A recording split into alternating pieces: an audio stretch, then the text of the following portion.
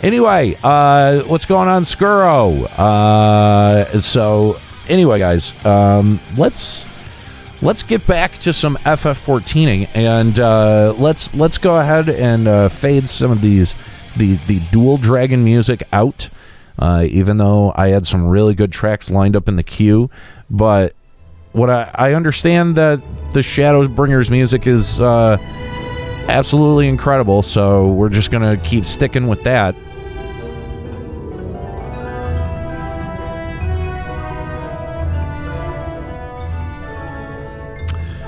All right, so let's talk to this immigration officer.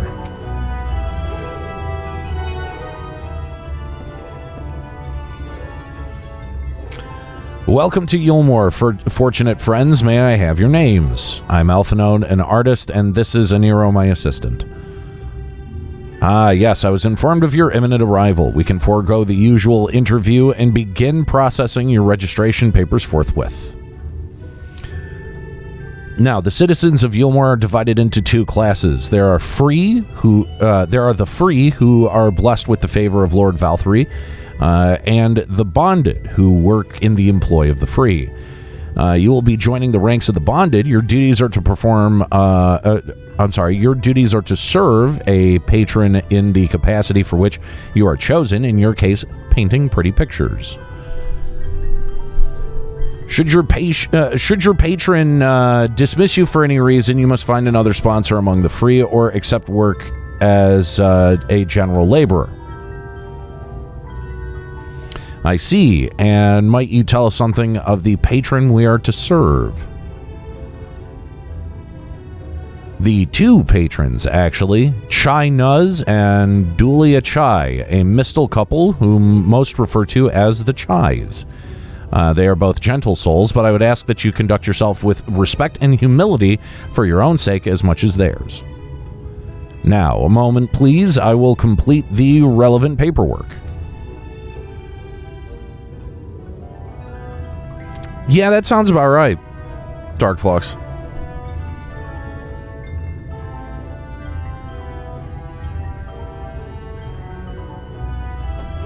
All in order.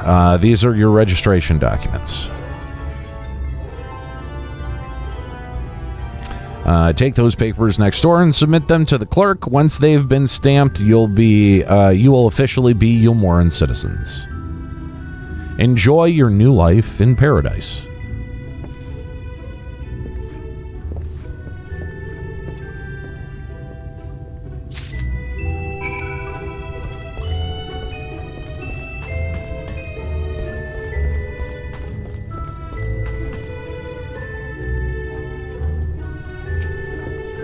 Welcome to the Bureau of Registration.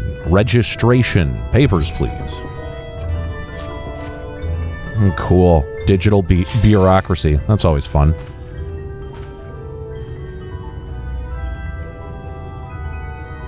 What have we here? Alphano, artist. Thank you, Chuck, for the host. Appreciate it. Alphano, artist. Aniero, artist's assistant. To be employed in the services of Lord Chai Nuz and Lady Dulia Chai.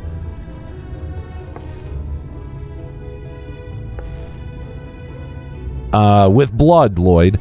Yes, everything seems to be in order. Your registration is hereby approved. I think it best we deliver you to the Chai residence before. Sniff. Oh dear. You smell hideous. Did you crawl here through a ditch? It's an unholy miasma of dust and sweat and musk of some unwashed beast. Proceed directly to the delousery next door and scrub yourselves clean. Use whichever showers are free. After you've rinsed that stench away, you'll want to splash yourselves with this perfume liberally. Once you've made yourself presentable, then you may proceed to the Chai residence. Kareen, the guard by the stairs, will give you directions.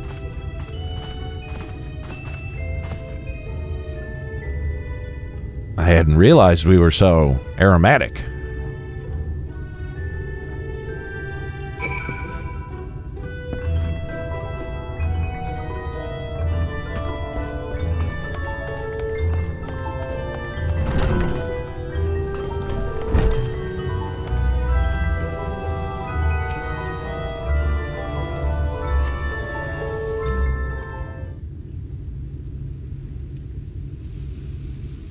You rinse yourself clean in the stream of water.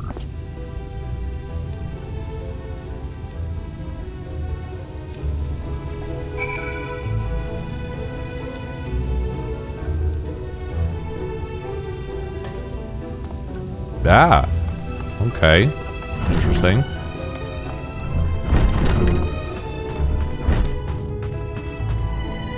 Hang on, where's the... Oh.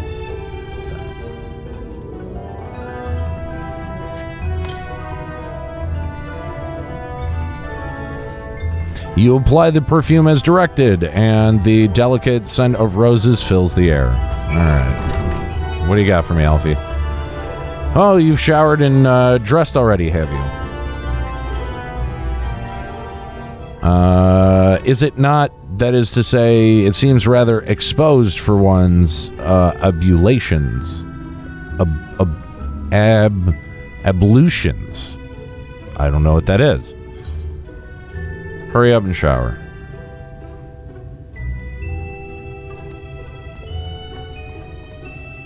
That's right, Warghoul.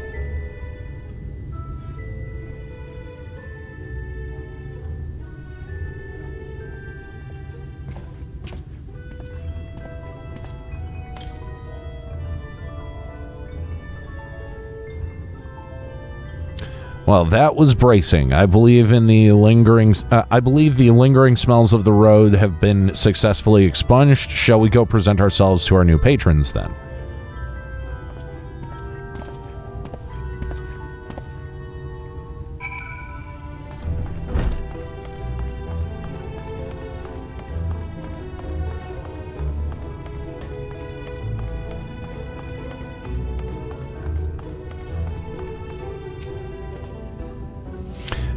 You're looking to present yourself to the Chais, are you? Let me explain how the city's laid out. Imagine 3 layers, one on top of the other. This layer is called the buttress. Above you is the understory, where the military has its headquarters. Above that, you've got the canopy, which is where free citizens of Eulmore spend their days. So, if you want to find your new patrons, you'll need to keep climbing until you run out of stairs. Then look for the Grand Dame's Parlor. They'll be in there, like as not.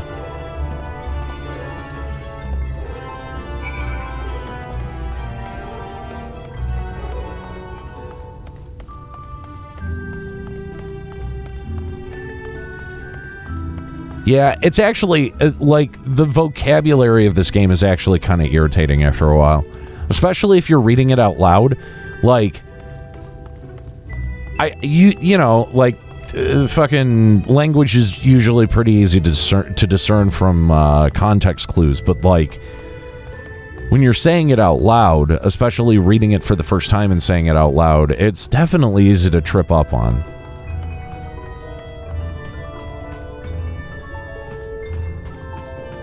Well, this place is fucking hideous.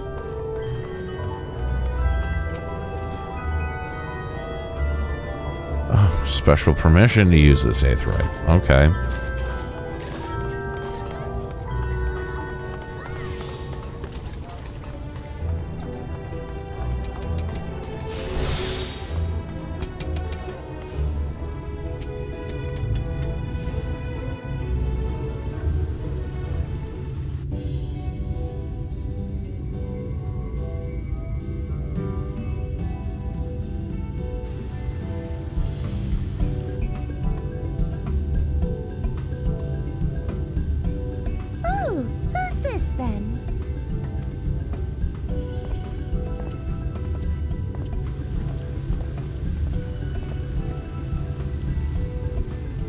Lord and Lady Chai, pray forgive our intrusion.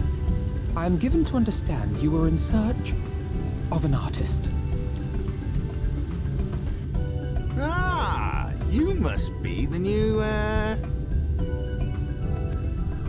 Oh, goodness me! What an adorable boy! That silken hair, those pearly cheeks, oh, and you even smell wonderful, like a bed of flowers. Creepy. I approve of this one, dearest. I am positive he will paint us the most delightful pictures. Yes. Well, as long as he pays better than that talentless wretch we sent packing last week.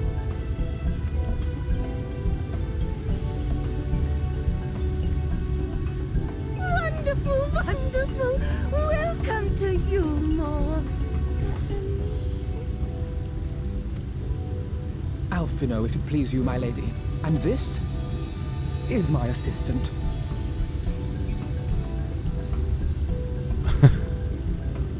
Your assistant? I've heard of folk bringing in family members, but this seems a bit irregular. Aren't you a little young to have a protege? We are family in all but name, my lord. Though we share no blood, we have stood by each other through life's many challenges, resolved to prevail together or not at all. What's going on, strategist Shiro? Of all people, 'tis he who best understands my work. With his unique insight guiding my hand, the art I create is sure to satisfy your expectations. Once the picture is begun, of course, I shall have no need of constant encouragement. And so I wondered, rather than him being in your way, might it then be permissible for my assistant to explore the city he has so longed to see? Thank you very much, strategist Shiro. I'm doing okay. I'm not sick, so there's at least that. And hello. Out of gratitude for his priceless contribution to my art, I thought it only fair that I make this humble request on his behalf. Did you ever hear of such devotion? Of course your assistant must have his wish. Ugh. He shall be free to roam to his heart's content. Horrible. Isn't that right, darling? Oh, yes. Yes, of course, dearest. Quite right.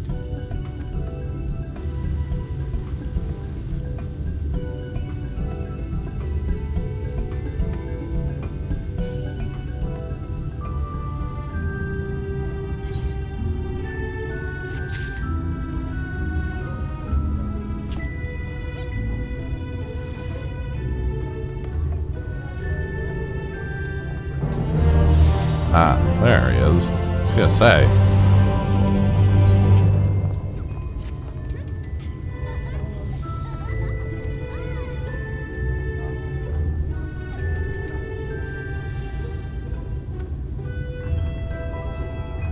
I would appreciate it, of course, if you could share any discoveries with me in turn. We should both learn as much as possible about our new place of residence. It's just one of those quests where you gotta go to stupid fucking places in the city to learn about it.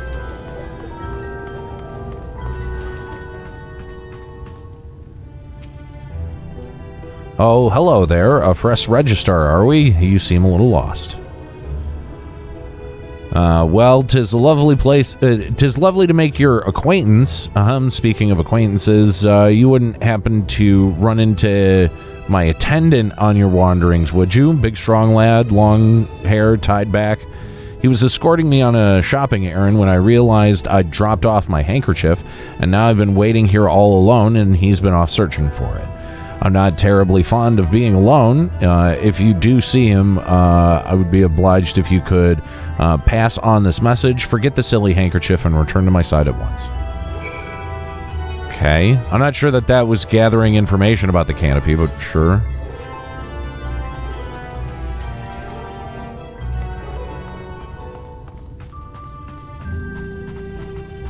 What's going on, Gallant? How you doing? Well, what are you doing there, sir?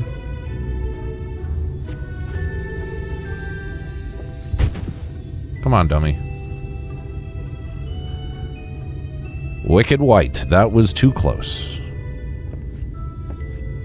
Codependency is so sexy. Yeah, right, Lloyd. Thank you, friend. I don't know what I would have done if you hadn't come along. I was trying to rescue my lady's handkerchief, you see. The wind must have blown it over the edge, but luckily it caught on something. I thought if I could just stretch out far enough. You must think highly of your mistress. Galen asking about the Microsoft Bethesda deal. Yeah, I'll talk about that in a minute. She is my entire world. Without her, I am nothing. When I first came to Eulmore, I thought of only improving my lot in life. But there was so much more to this city than wealth and plenty. There is no war here, no conflict. The residents all treat each other with a warmth and respect. My mistress has been ever so kind to me, and I can think of no other place in Kalusia I'd rather possibly be. Sorry, I must have gotten a bit carried away. I find it hard to stop when I start counting my blessings these days. Please, could you come with me to meet my lady? Once she hears of your deed, you'll be witness to her generosity firsthand.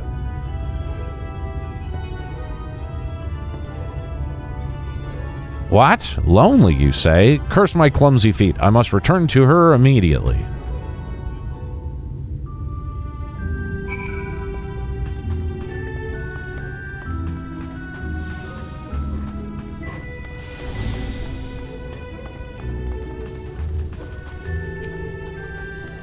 My attendant told me everything. I'm so grateful you were there to offer your assistance. You seem to value him highly, then. As if he were a member of my own family. I could not live the wonderful life I lead without him. We free citizens owe the bonded our unending gratitude. Mayhap in another society, our different standing would breed prejudice or resentment, but in Eulmore, a most glorious measure is in place to avert such unpleasantness. Part of that measure requires that the free surrender their fortunes. Upon registration, all our property, financial, intellectual, or otherwise, is given over to the city. In exchange, we are provided with ample funds and commodities to live a life of pampered luxury. Being liberated from the concern of earning coin has an almost miraculous effect on people's outlook. There are no rivals to compete against, only fellow residents with whom to enjoy our tranquil existence. Now, if you'll excuse us, I must see what the markets have to offer as a reward for the return of my handkerchief. Oh, and I've not forgotten you, of course, our courageous messenger turned rescuer.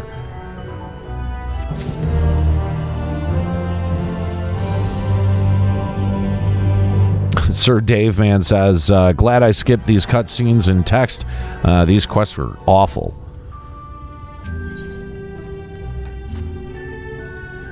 All this talk of relying on the bonded, and I haven't given a thought as to what duties might, what your duties might be.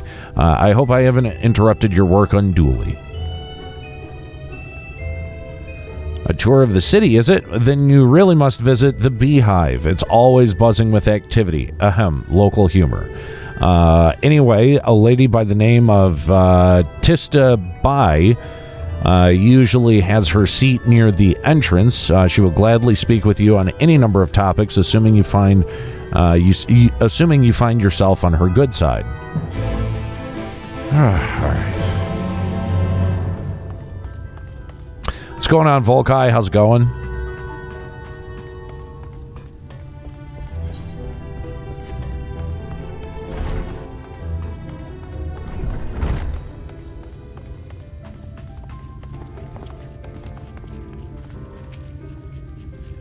Welcome to the Beehive, my little drone, seeking the sting of excitement to liven up your day. God, stop it with the puns.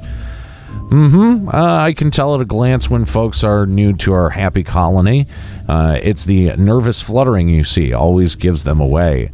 Why don't we play some cards to set you at ease, eh? A quick game of high or low. It's simply a matter of guessing who has the bigger hand. If you win, I'll grant you a single favor within reason, of course. Interested? Great. I love that shit. Ready for a game of high and low, then? I guess. Sure.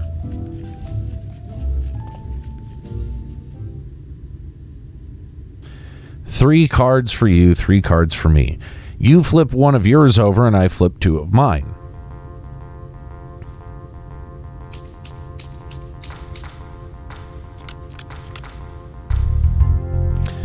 Now, what's your call? Will your total be higher or lower than mine? So I've got 6.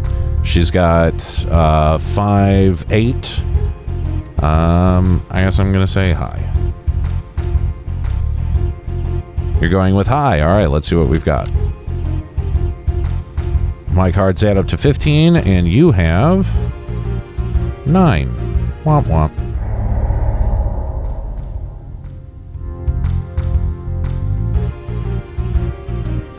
Sorry, honeybee, but this match goes to me.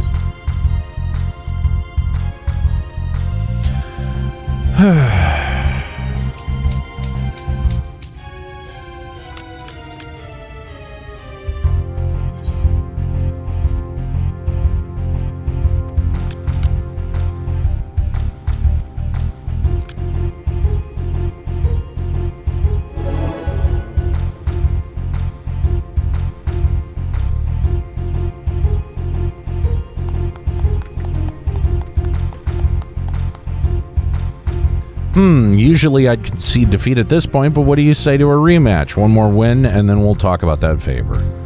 Really? Another match of higher low. Come on now, honey. Whatever.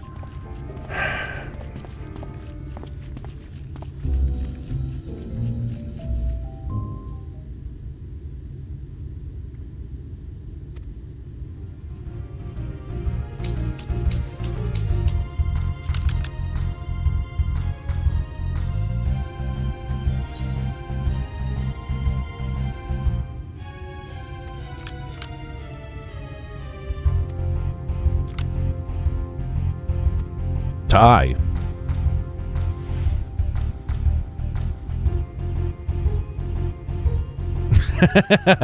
Yeah, I like that. Burn the first down. Fuck it.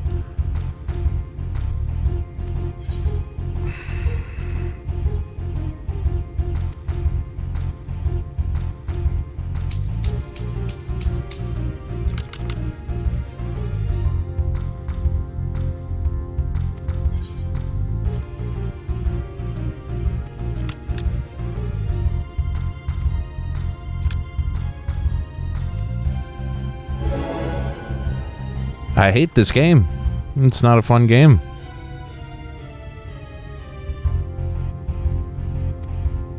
Congratulations, victory is yours, and the prize is as I promised. I'm just looking for information about the city. Really? Do you do this to everyone? Come whisper in my ear and don't be shy. Whatever.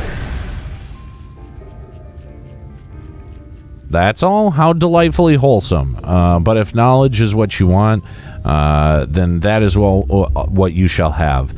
In my humble estimation, the most wondrous thing about this town is how safe we are from the Sin Eaters. They say Lord Vauthry was born with the power to command them, which means that no Eulmorean need ever raise a weapon in defense of the city. Was that the kind of thing you wish to know? If your itch still needs scratching, you might get a few words out of Atherin over there. There's not that Mary Sott likes more than the sound of his own voice.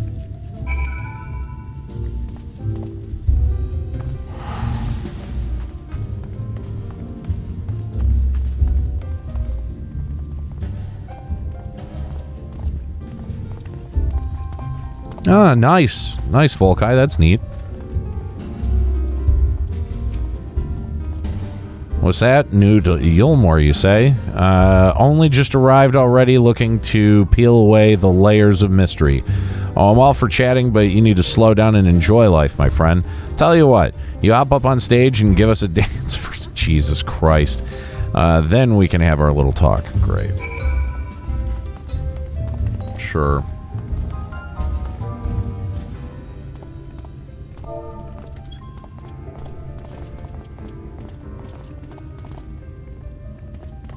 Where's the mark? Ah, up there.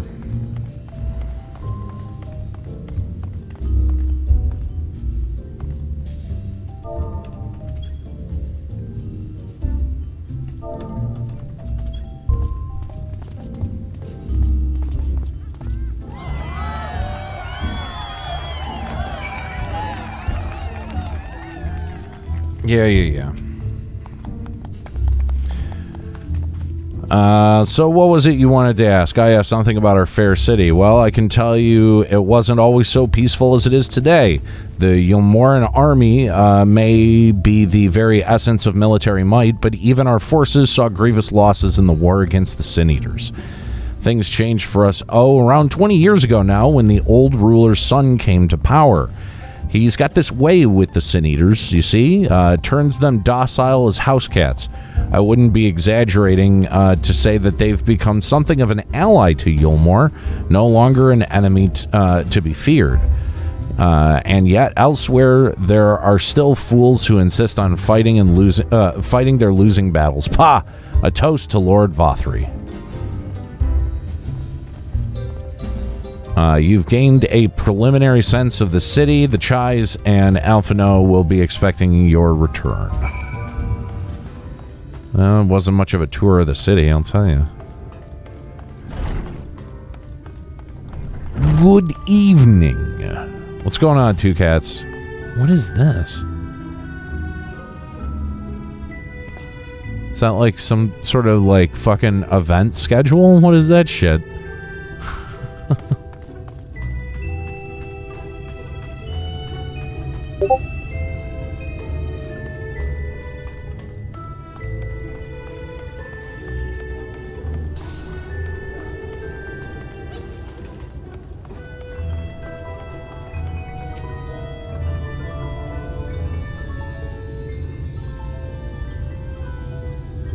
Right on, man. Right on.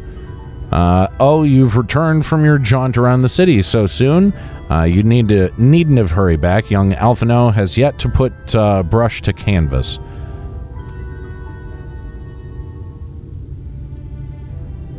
One cannot rush good art, I'm told. Good artists, apparently. Ah, finally.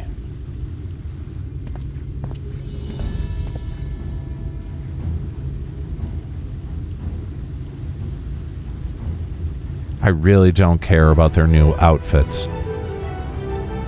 I've put together an ensemble of the garments you chose. Is this satisfactory? God, I fucking... Stop it. The fucking $10 words. Oh, goodness gracious me. That last outfit was precious, but this makes you look positively dashing. You are truly a handsome boy. However am I to decide?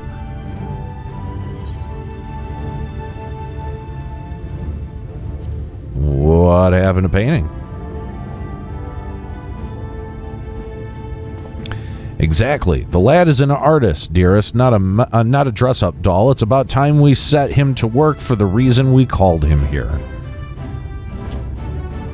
Must we? I do love a good painting, but I thought since we were enjoying ourselves so thoroughly... Well, I'd not... That is to say, as long as you... just make sure you give that lad some time to prepare. We know who will be upset. We know who will be upset if he's not ready to paint at a moment's notice. Whatever you say, darling. So, shall we pick out some jewelry next?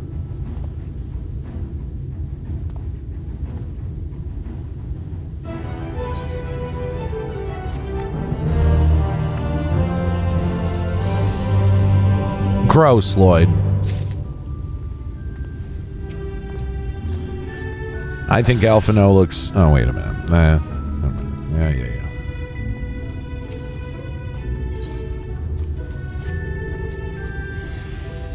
Lady Chai has a very particular sense of beauty, and apparently that extends to how I should dress whilst painting. But this obsession of hers works in our favor. The time I spend indulging these distractions is time for that you can use to continue your explorations. For this excursion, I'd like you to delve into the lair below us and sniff out the military headquarters. I'm sure the understory has its own tale to tell.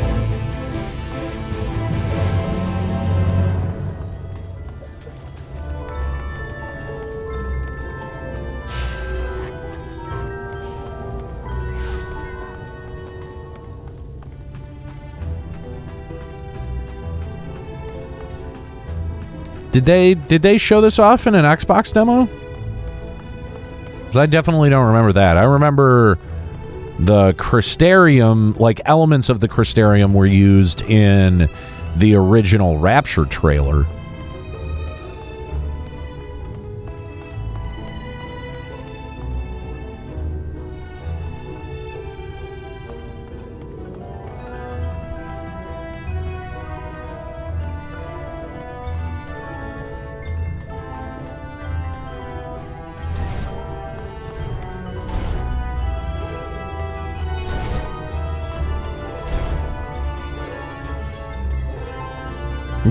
Yeah. What the hell?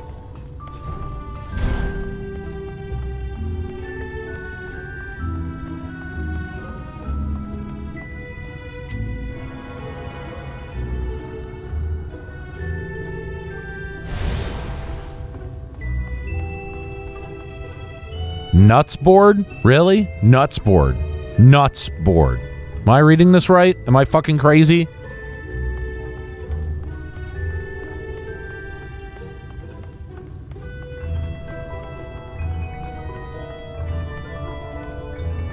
Okay. I need everyone to make a pact with me right now, okay? Whatever you do, okay? Do not, I'm looking at you, chat, do not tell Kahlo about this. Because all I'm going to hear is Nutter's going to nut for the next million goddamn years. And you know what? I don't need that shit in my life, okay?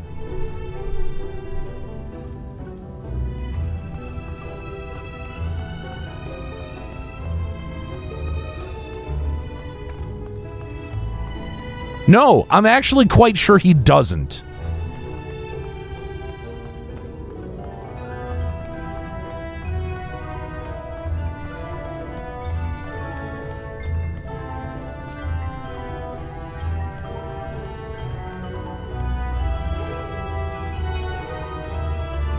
Okay, that doesn't open.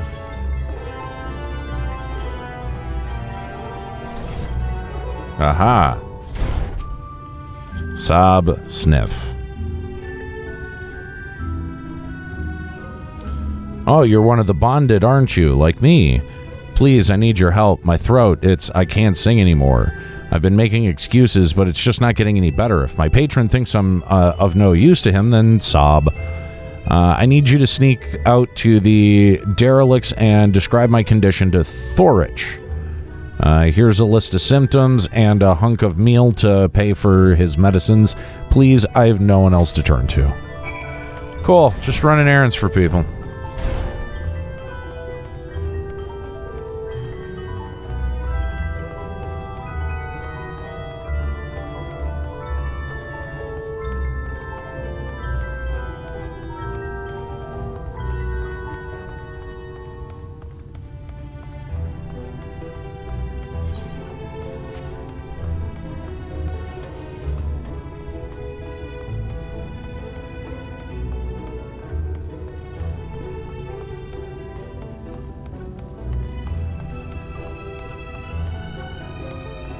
Where the fuck am I going?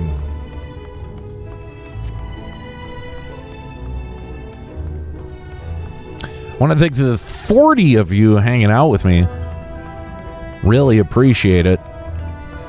You know, it's been fun coming back to Twitch and having such a nice reception. I appreciate you guys hanging out with me. Is it not up here? Do I have to go down? Fucking what the fuck?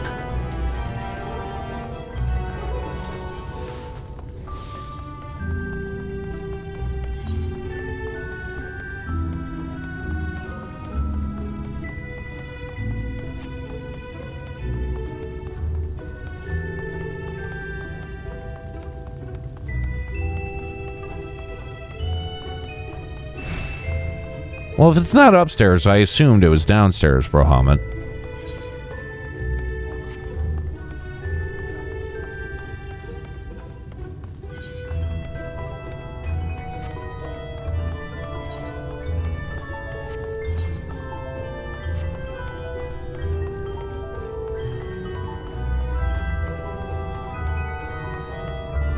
The glory gate. Does that mean I just went through the glory hole in the glory gate?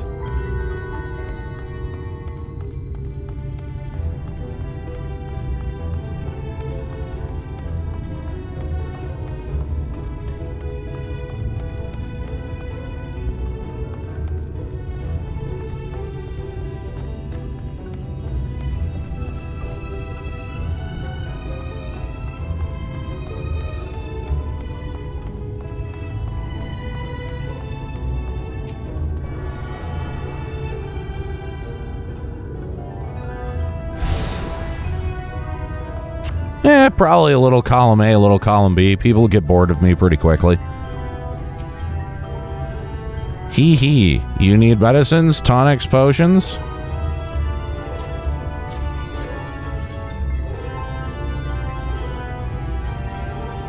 A cure for an ailing voice, is it?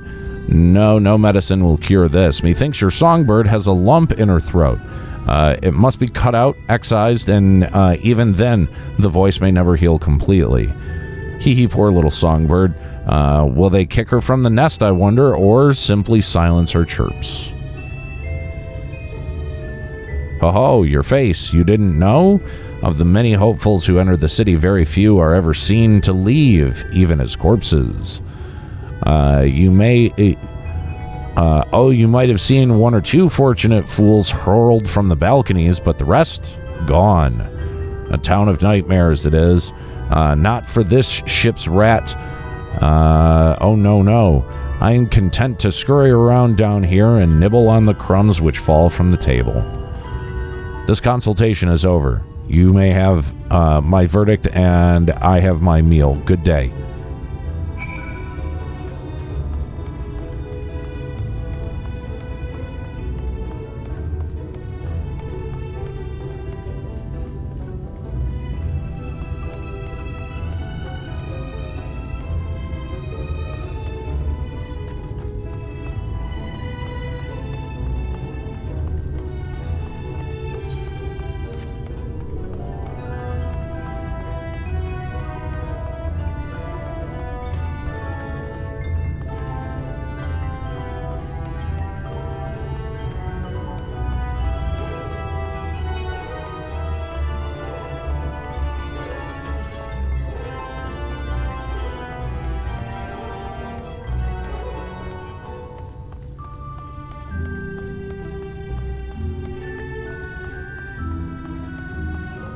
Yo, what's going on, Marcus Kyler? How you doing?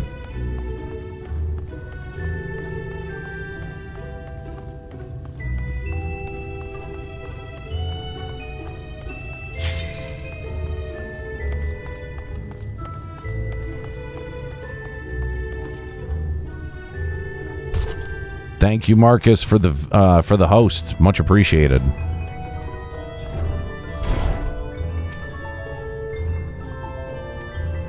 Did you get my medicine?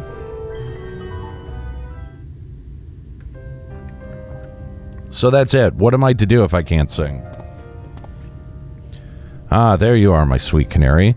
Have you been crying again? Don't tell me it's your don't tell me your voice is still not on the mend. Oh, generous sir, have mercy. I've done all I can, but even the apothecary said.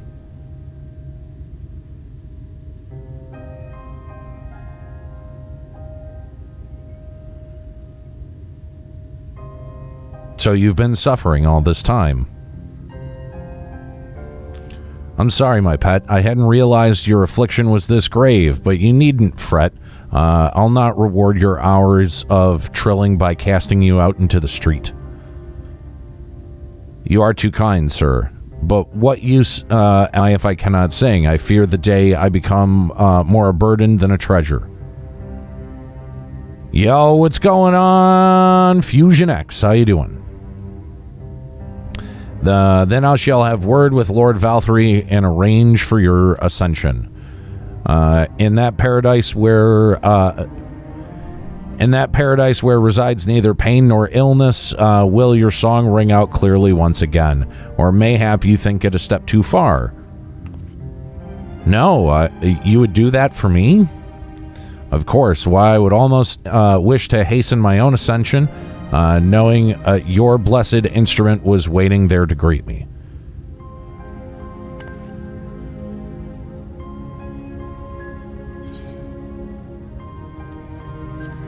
Ascension, question mark.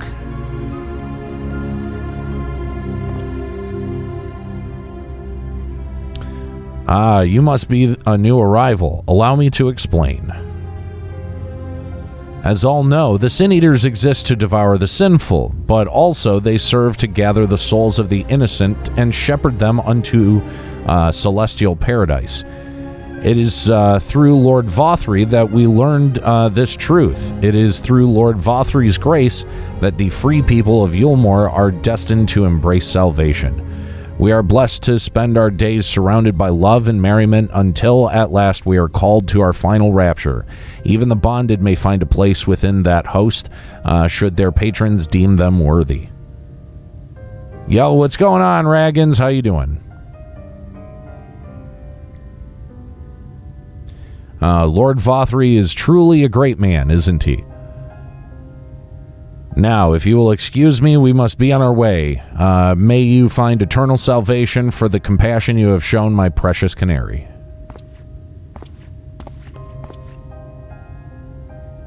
Yeah, I'm sure it's not fucking horrific.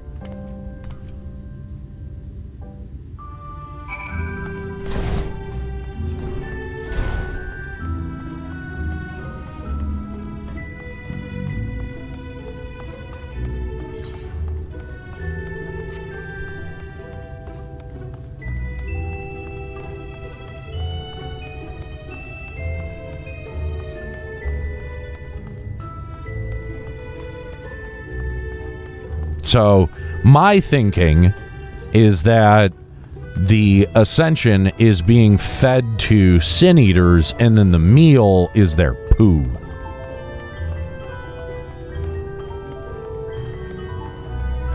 That's my bet.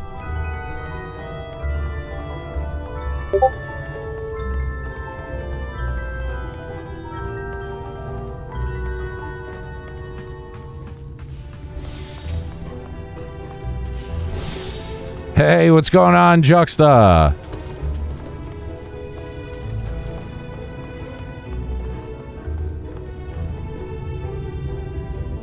Oh, he's actually painting. Look at him. He can paint. Well, I'll be damned. Alphino says, "'Tis good to see you back. You were taking so long I began to worry something had happened. I had begun sketching an outline for a portrait, but nay, the chies appear otherwise occupied. Will you share what your investigations have gleaned thus far?" So Lord Vauthry boasts some manner of influence with the Sin Eaters, does he? That would explain the reverence in which he is held by the citizenry. As for this Ascension business, I cannot help but put in mind that apothecary and his ominous remarks. If so many folk have entered the city over the years, then where did they go? Kind of a good idea. I think I've already put two and two together, but that's okay.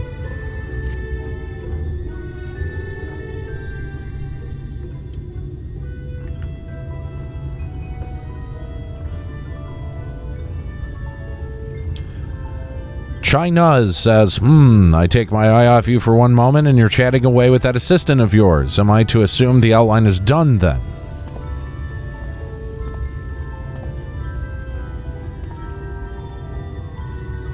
What in the blazes?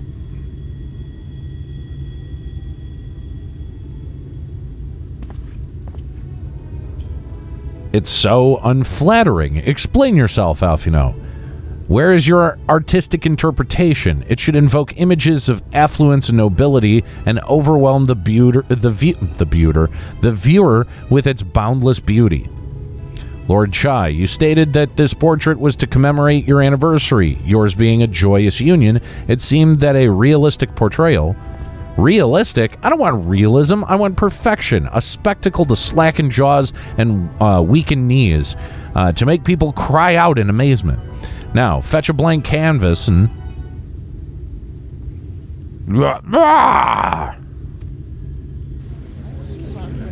Some screaming, asshole. I say, did that come from above?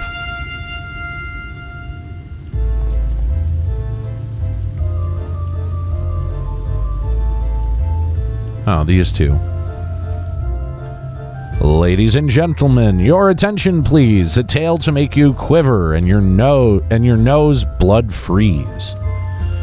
There was a villain on the loose to set ruin to our fair city, but our Lord has got him now, and his fate will not be pretty.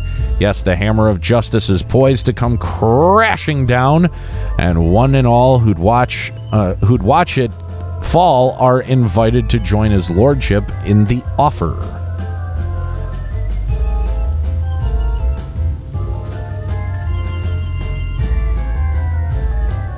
A malcontent. How dreadful.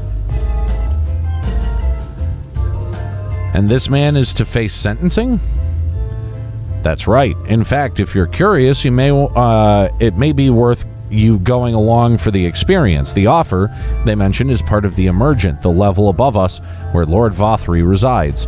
Ordinarily, you would be barred from entering, but it seems they'll be opening its doors for the next little while. The Crown Lift will take you up there. We had better not dawdle, then. Dawdle. Dawdle. Not dwaddle. Dawdle.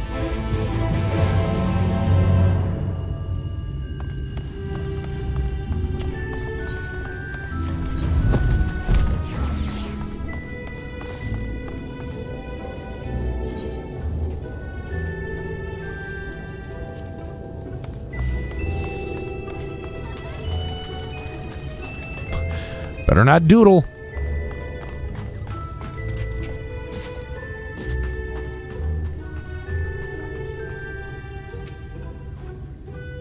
Joining the crowd up there.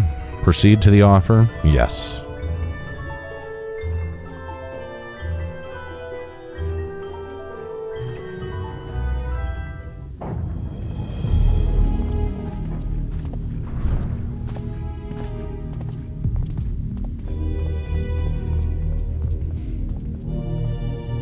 This guy looks pleasant. That's him. That's Vauthry.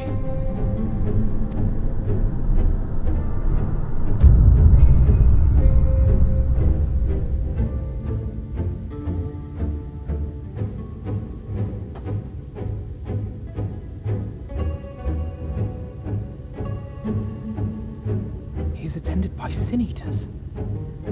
But how does he keep them from attacking? Mercy! Mercy!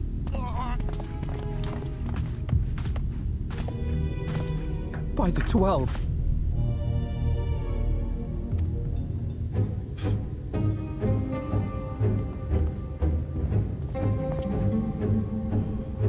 Kaishia, what happened to you?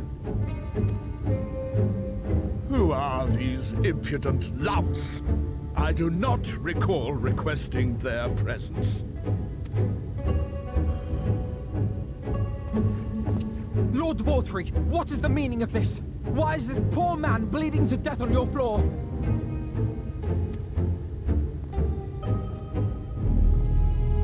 Why? You ask me why?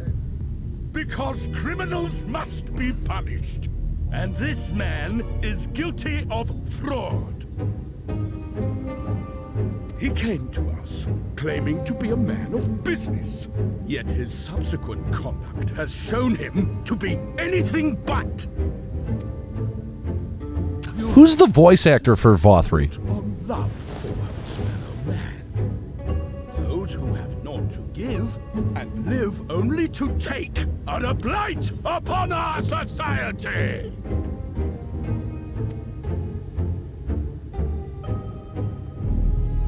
To atone for this crime, I ordered that he fling himself from the balcony. But he had the temerity. Nice one, Marcus. I like that.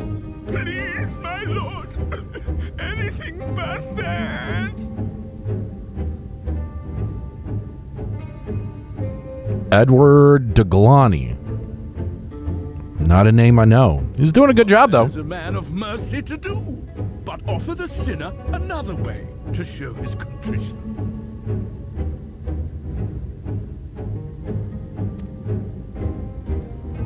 Another way? Meaning what exactly?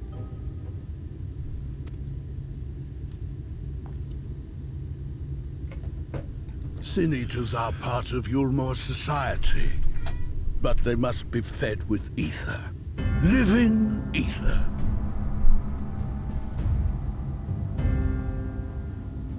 So, I demanded an offering of flesh, carved by his own hand, from his own hide. And still, he could not do as I asked. A wholly unsatisfactory performance.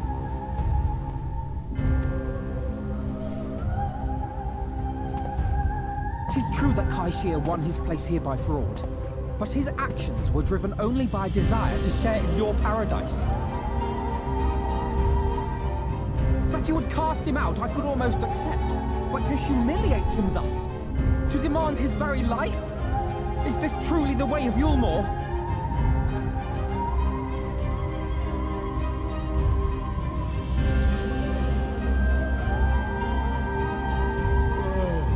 Dim, deluded child. Have you ever paused to consider what it takes to maintain such a paradise in this barren, broken world of ours?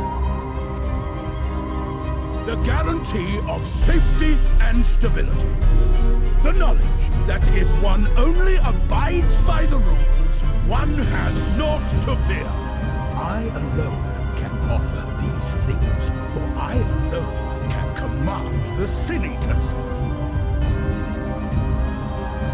And thus am I alone the voice of justice, and any who oppose me, villains to be punished.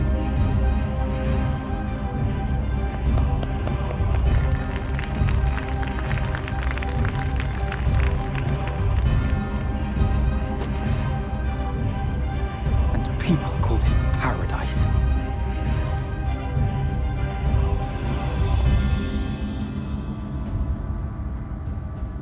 You were granted a place in my city for a particular skill. What was it? Painting. Yo, what's going on, King of Ravens? An artiste. Then you shall paint a picture for me of Eulmore. If I find your art pleasing, then I may excuse this display of insolence.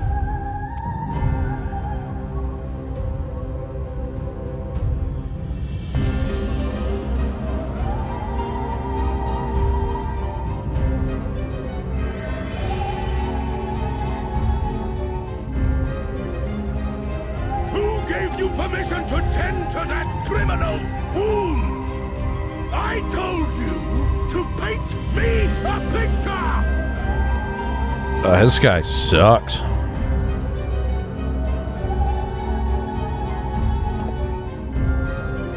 What you need is a mirror, not a painting. It will capture the horror I see before me far better than I ever could.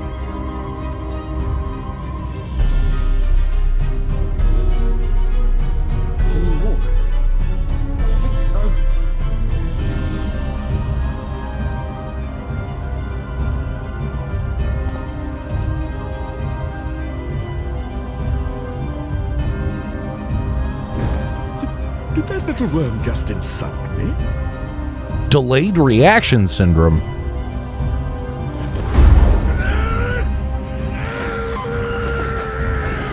Oh, he can stand up. I'll kill them!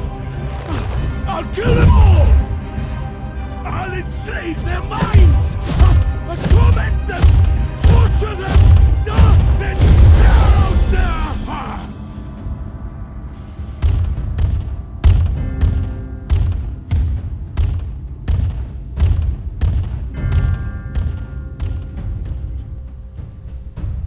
Well then.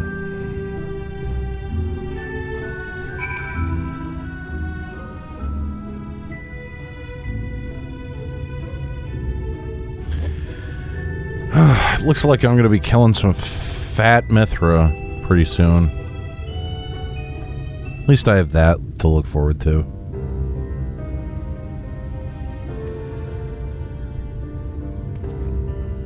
Forgive me, in my anger I seem to have marched us back outside again. Though it's probably best we leave the island altogether, I believe we've worn out our welcome in Eulmore. In any case, I've seen enough of the world's self-proclaimed capital city to convince me that our battle against Sin Eaters will find few allies in Kalusia. I will accompany you back to the Crystarium. We will need to regroup and think on our strategy anew.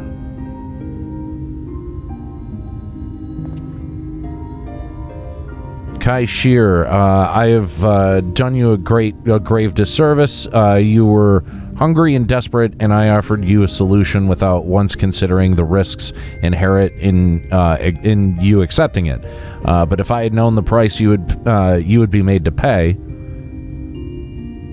you gave me everything I needed to make your idea work. It was me who made a mess of things, not you. But even after all the trouble I caused, you still stepped in and saved me, and now Lord Vauthry wants us all dead.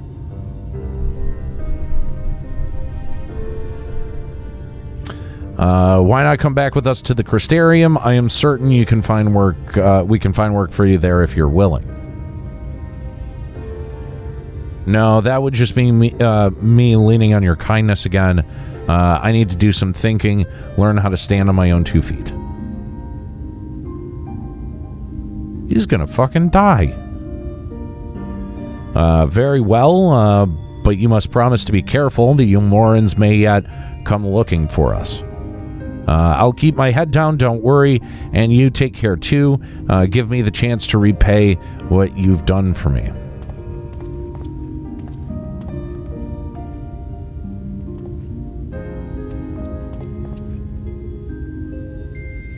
Lord and Lady Chai. What in blazes did you do? They have the entire city looking for you. I took a peek at your unfinished portrait, Alphino. Now I've had many a beautiful and striking picture painted for me, but there was something about your work. It was as if you had caught the very essence of our love, and it rendered it naked upon the canvas. It was bold, unflinching, and I adored it. Please, you must come back with us and finish what you began. I will speak with Lord Vauthry and vouch for your character. I'm sure we can smooth over any hard feelings. I'm sorry, Lady Chai. There are more important matters which I must attend. More important? What could be more important than enjoying the days we have left to us to the fullest? Pray press me no further. We are leaving, but I would not presume to take the garments you were so kind as to procure for me. One moment. Gasp, I would not hear of it. Keep your clothes, you silly boy, I insist. And I shall make arrangements so that you can pass through the gate without causing a stir. I expect you to come and visit. I will return, I promise you that. The outrage I witnessed must not go unanswered. The next time we meet, I shall be better prepared to confront the corruption which hides behind the glittering facade.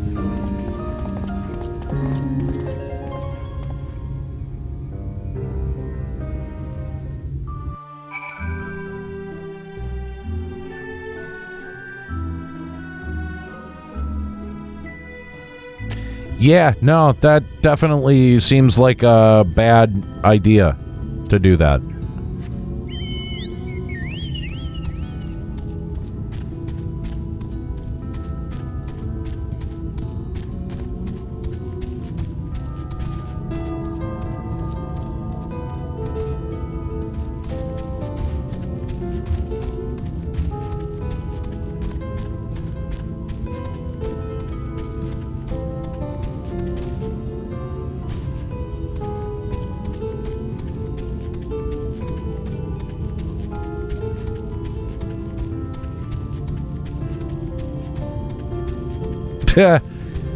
Dolvik, you also make a very good point.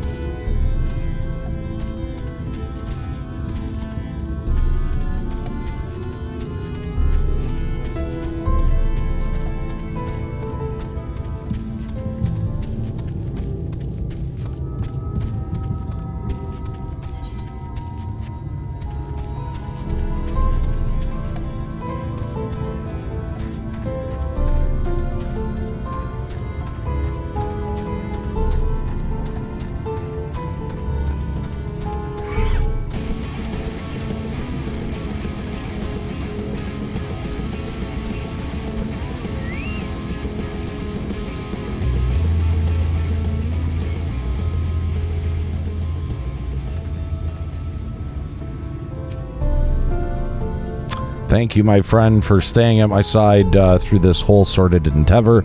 Whilst not quite the joyous outcome I had hoped for, our efforts have nevertheless answered a great many questions. Suffice it to say, our plans for saving the first are unlikely to involve the aid of Lord Vauthry and his subjects.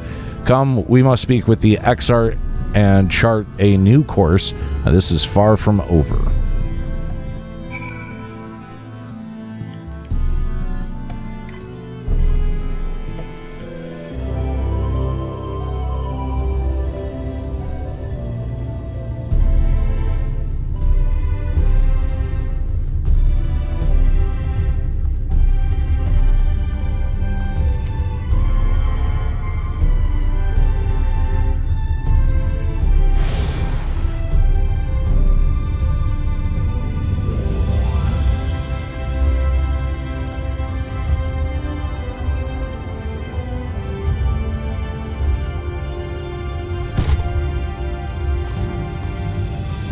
By the way, I want to thank almost the 50 people, not quite 50, 47, hanging out with me today on this Tuesday afternoon. Hope you have had a good day today. I, personally, am really tired, and I'm not totally sure why. Going to be streaming some FF14 here for a couple of hours. I don't think I'm going to end up switching to another game. I think I'm just going to play this until about 9:30, see where we get to, and then probably call it an evening and let my shoulder rest. My shoulder's also very sore. I think I slept on it wrong.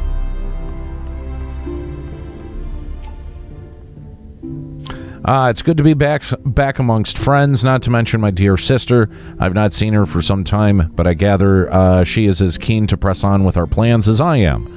And you've seen quite a lot in the first yourself now, more than enough to appreciate the scale of obstacles we face. Let us lay our discoveries before the Exarch and discuss what must be done. All right, before I start this cutscene real quick, guys, I am going to take just a brief break and just go get some tea, refill my drink here. Take a second, talk amongst yourselves, say hi. I'm sure that there are some old friends, and familiar faces in the chat room that you can reconnect to. If you're lurking, say hi. I'd love to say hi to you when I get back and continue more Shadowbringers, but I'm going to be back here in just a moment.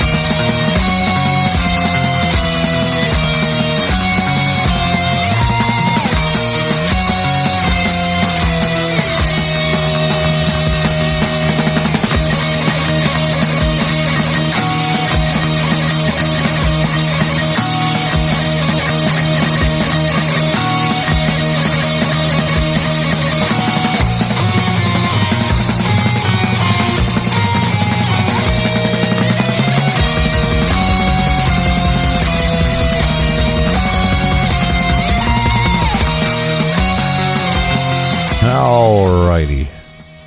Little X-Hunters there for you. Alright. Here, let's get some... There we go. Music back in. Let's hear from the Crystal Exarch then.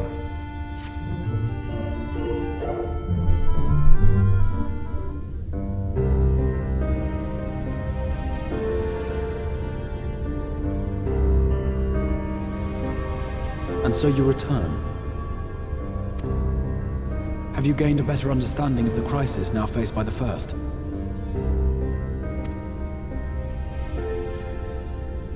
Better is not the word I would use. Some lands may have been spared the flood, but the survivors live only to suffer. There seems no end to the horrors inflicted by the Sin Eaters. Indeed. Those abominations are a calamity in their own right. And I can well imagine how hopeless the task of eradicating them must seem to you. But after countless battles and untold sacrifice, we have identified a potential weakness. Sin Eaters are drawn to serve the strongest of their kind, a class of creature we call Light Wardens. And from what we have been able to ascertain, only a handful of these entities exist.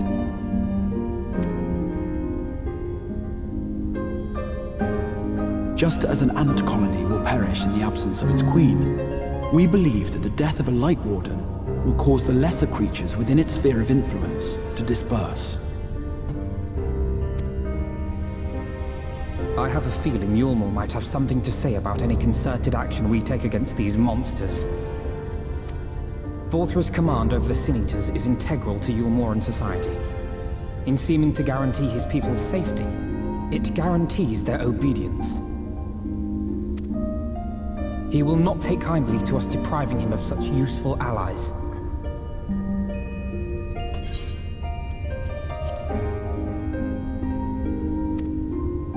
Agreed. Thus we will need to occupy or otherwise divert his forces whilst we proceed with the business of eliminating the Wardens. Until we have done so, all other considerations must be set aside if we are to forestall the 8th Umbral Calamity.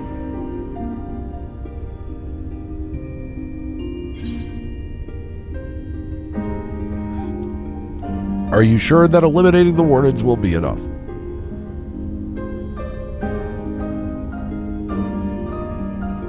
Your uncertainty is understandable given the circumstances. Perhaps a more detailed explanation is in order. To begin at the beginning, then.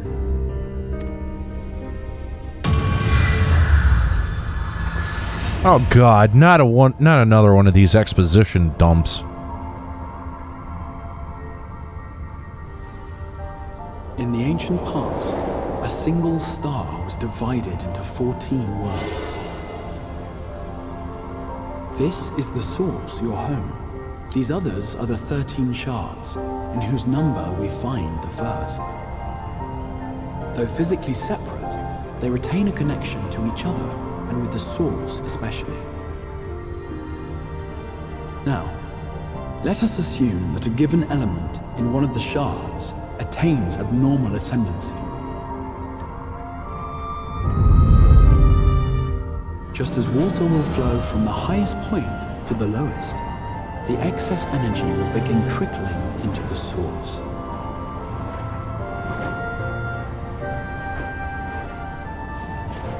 And such an influx of ether will of course exert a palpable influence. If the element in question were fire, then drought and wildfires might ensue. If it were ice, one might expect the weather to turn bitterly cold.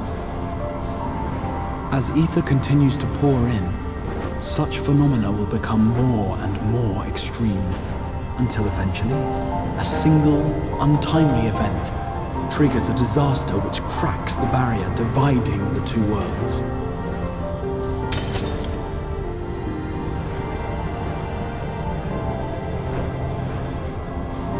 What was once a trickle now becomes a deluge, sweeping the shard along to be rejoined with the source. At the same time, the element which held sway in the shard is unleashed in full, its energies amplifying the original disaster to truly catastrophic proportions.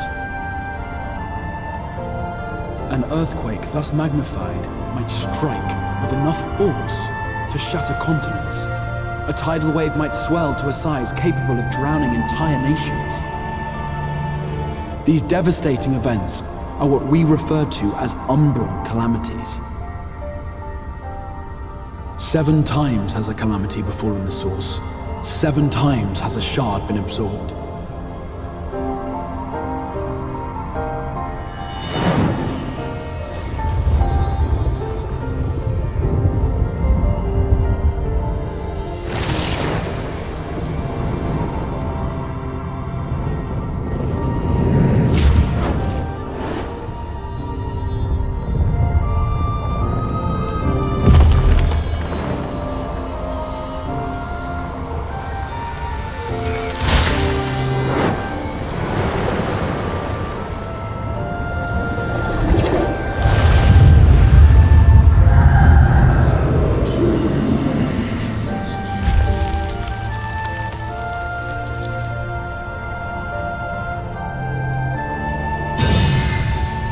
At present, the light-drowned realm of the First stands perilously close to meeting the conditions for a rejoining. It is the Sin Eaters who are to blame for the Light's continued dominance. In addition to attracting their lesser kin, the Light Wardens I mentioned earlier radiate ether, saturating every corner of their territory with light. Even here in the flood-spared region of Norvrant, their influence is strong enough to banish night from the sky. Thus, if we are to restore balance to the First and head off a potential calamity, it is imperative that we put each and every Light Warden to the sword. Respond with violence. We've been doing our best to take the fight to the enemy ever since we first heard the Exarch's explanation. Though we have yet to claim any meaningful victories if truth be told. It's because I wasn't here. Being confoundingly elusive, the Light Wardens possess a troublesome quality which compelled us to delay our plans until such time as you arrived.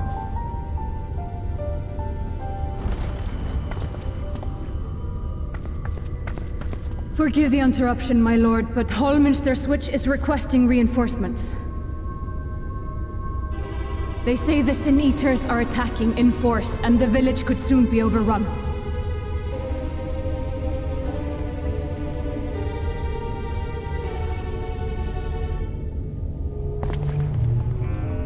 Alert the guard. We should be prepared in case the fighting reaches the Crystarium. You have command of our forces in the field, Captain, but hold off on entering the town until I arrive. That goes for Alphino and Alize as well. My lord.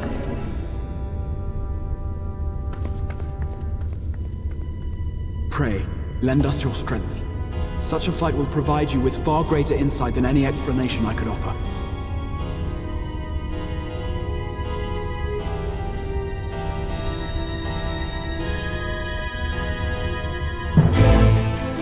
I don't know that I've unlocked trusts.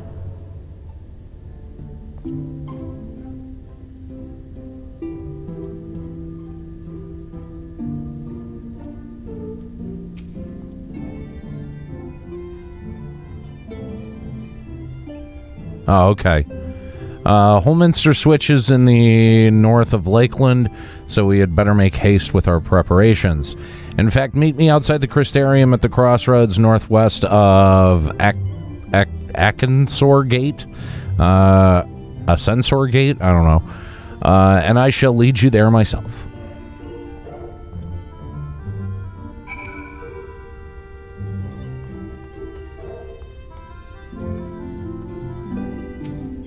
Well, I'm open to taking any of you 44 beautiful people that are hanging out with me in chat right now instead of trusts if you want to deal with my absolute dog shit tanking. Just be ready for that. I'm putting that right out here. The last time I did a dungeon with people, I couldn't hold hate for fuck. So, yeah. Just as long as that has been made abundantly clear to anyone who is joining up with me.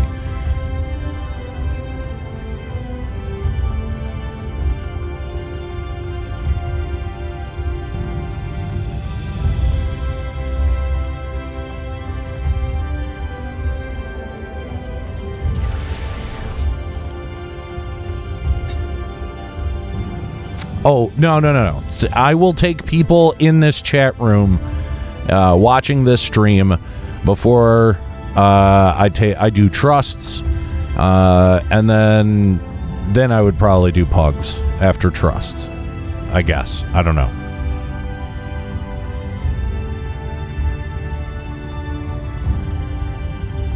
I honestly don't give a shit about the NPC chatter. Like, truthfully.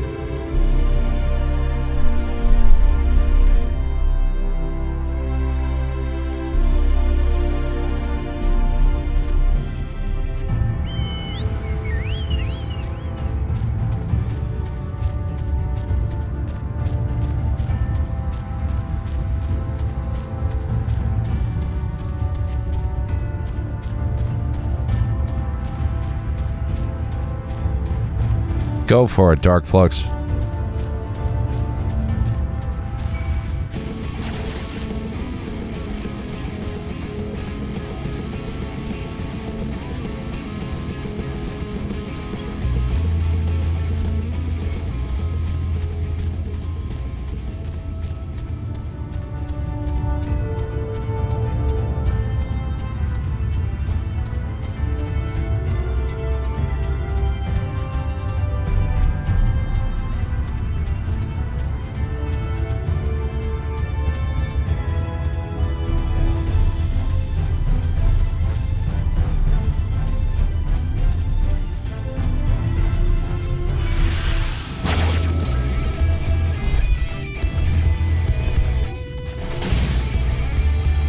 You don't need to come with me. That's fine.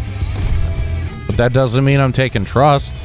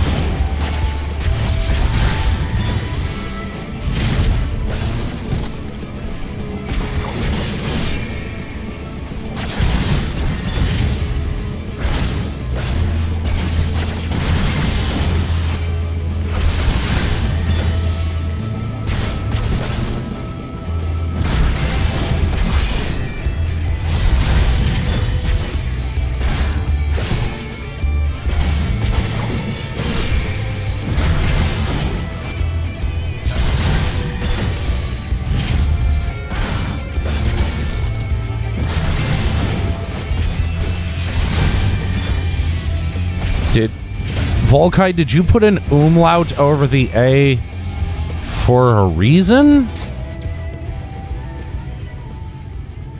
All set. If we follow this road north, we'll arrive at the northern staging point. The village itself lies not far beyond. Quickly now. Bears! Wow, Aniero playing 14 again. It's official. Nothing in 2020 can surprise me anymore. It's just another sign of the coming apocalypse.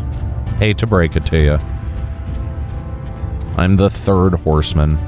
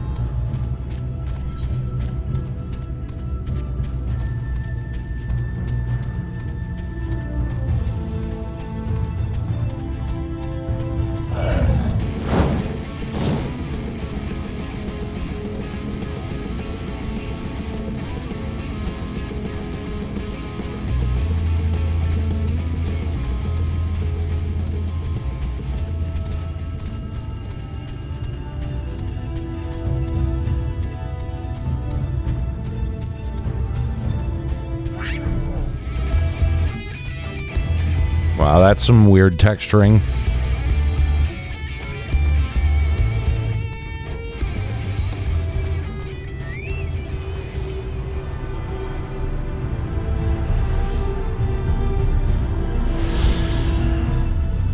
Yeah, it's, you know what, so far it's been fun, except for the one dungeon that I run that I sucked really, really hard at, so that's so far been the only thing that's been, like, kind of brutal.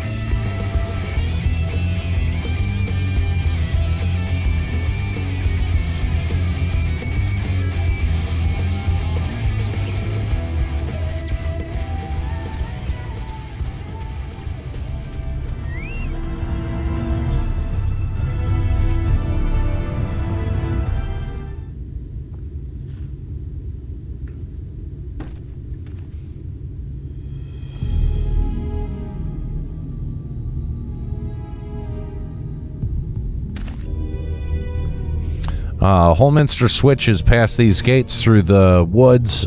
Tis not exactly a near neighbor to the Crystarium, but as we occupy the same oh, shit. What can we expect inside, Captain? The town is beset by a swarm unlike we have seen in recent years. We did our best to evacuate the villagers, but as many as half remain. Judging by the number of eaters present, we have a good reason to believe that a light warden leads the attack. How convenient. It seems we have a chance to slay a warden sooner than we expected. One does not simply slay a warden. Has no one told you what happens if you defeat one of those fiends? They hold more light inside them than all of their underlings put together. It can be struck down, but its essence won't dissipate like the weaker kind. Vile aether will billow outward and envelop the nearest living being, a reckless young swordsman, perhaps, and turn her into a brand new warden.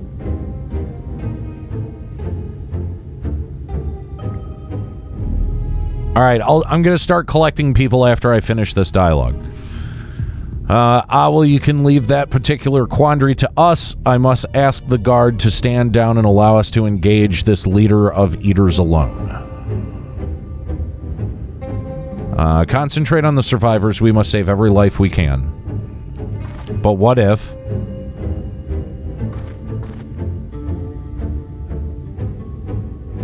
Long pause. Understood, my lord. As a captain of the guard, however, I will not watch you brave such danger without an escort from our ranks. I insist that I go with you. Very well. Then our warden slaying party shall include myself, the Leveleurs, and Captain Linya. And last but not least... Looks directly at me. Yeah, whatever. Stoic nod. Fist and palm.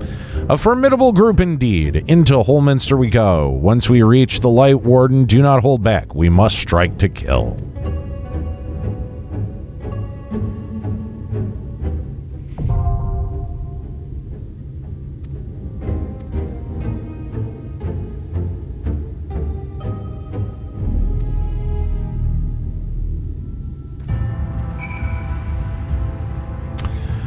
Alrighty. So, volunteers.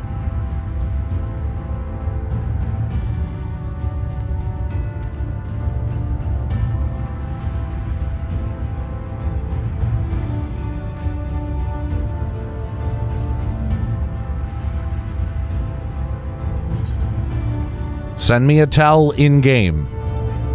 That's, I think, the easiest way to do this.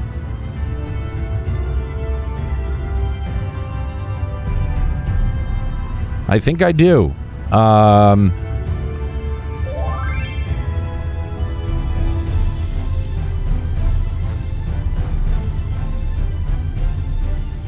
It's basically first come, first serve on who sends me tells.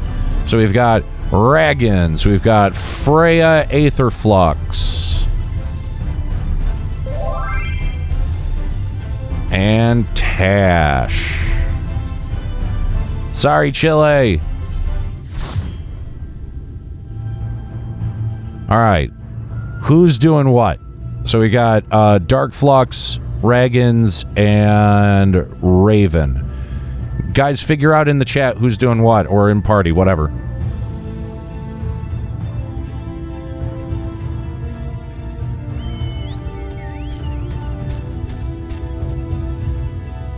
Sorry, Chile.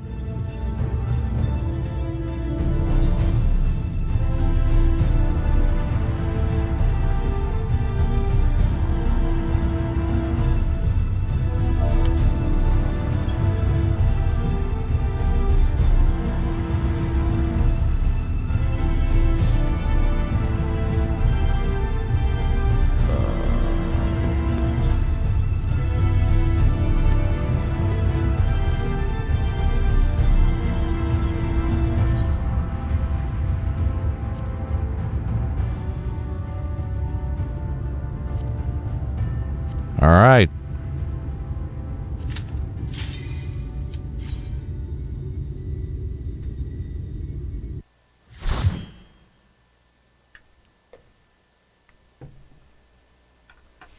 You know, part of the reason that I'm having to set my end time at like 9:30 tonight is the last couple of times. Ooh, love this music already. Last couple of times I was streaming, I just didn't eat dinner, and it was really just not good for me.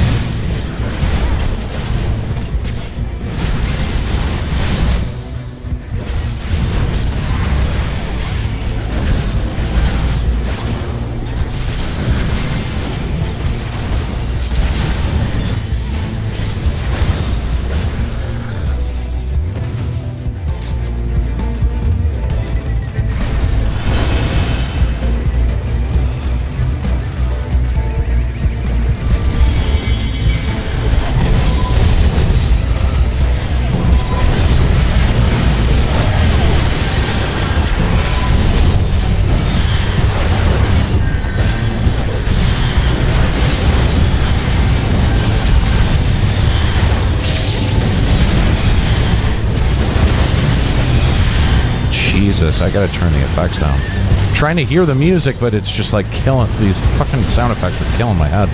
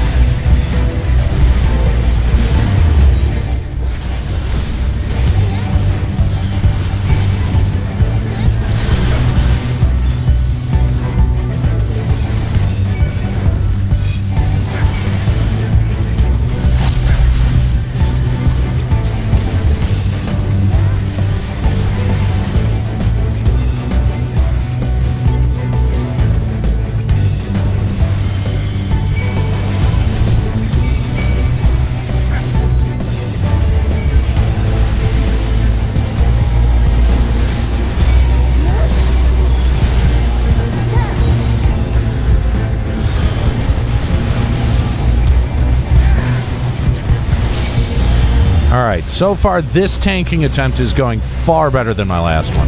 As I say that, I lose hate.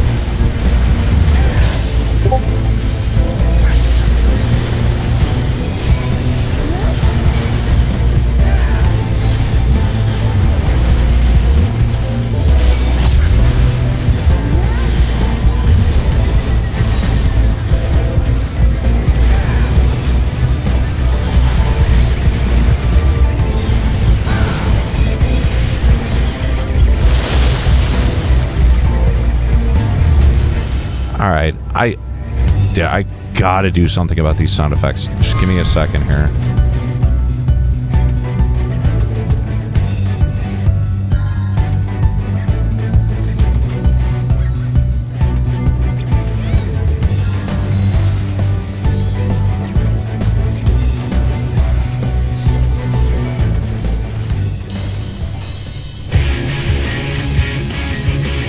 Much better.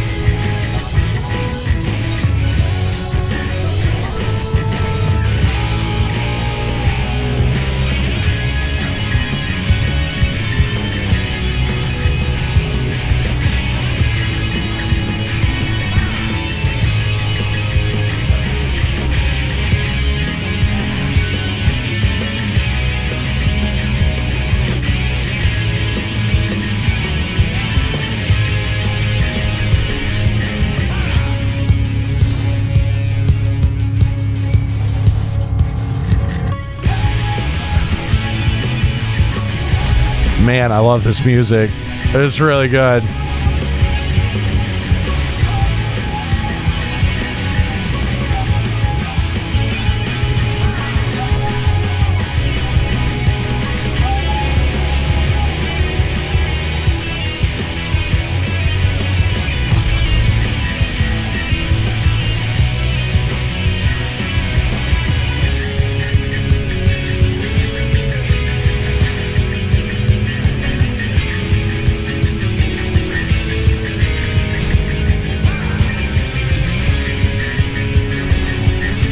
Fuck, I don't know.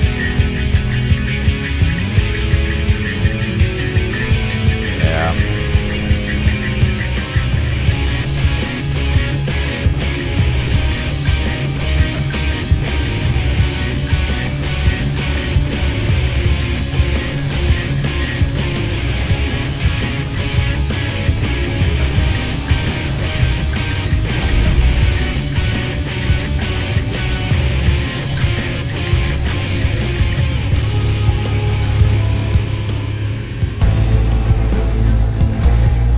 Alright, so far tanking is going much better.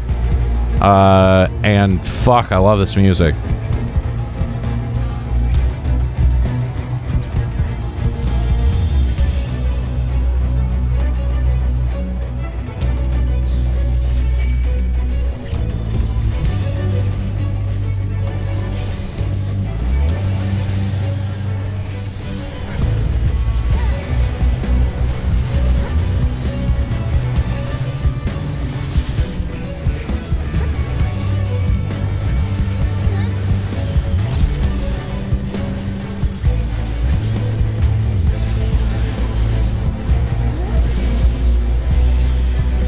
Yeah, Satori Komeji actually helped me out and got me some gear.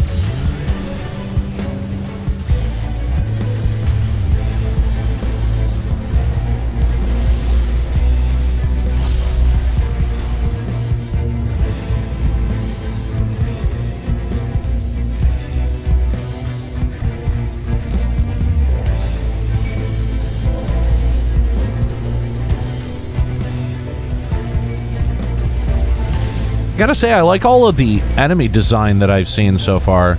Like, the Sin Eaters look really cool for the most part. Like, I don't feel like I'm fighting anime characters, you know? Like, I appreciate that.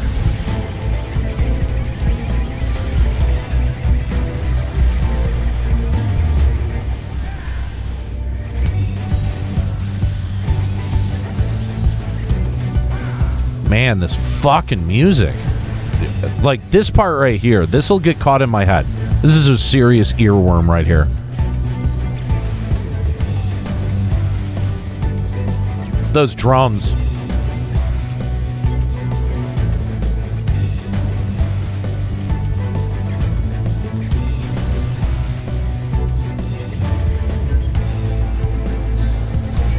Ah, it's our old friend Tesleen. All right, time to put you down.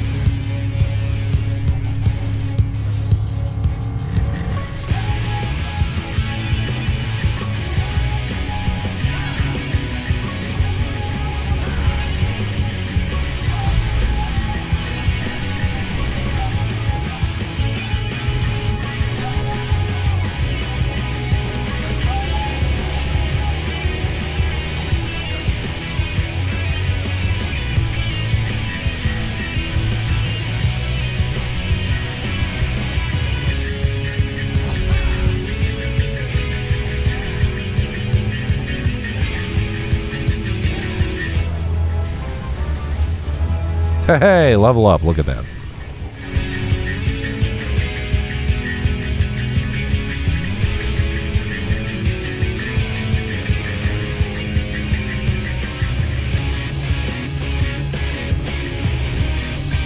I actually forget what Reprisal does. I should probably look at that.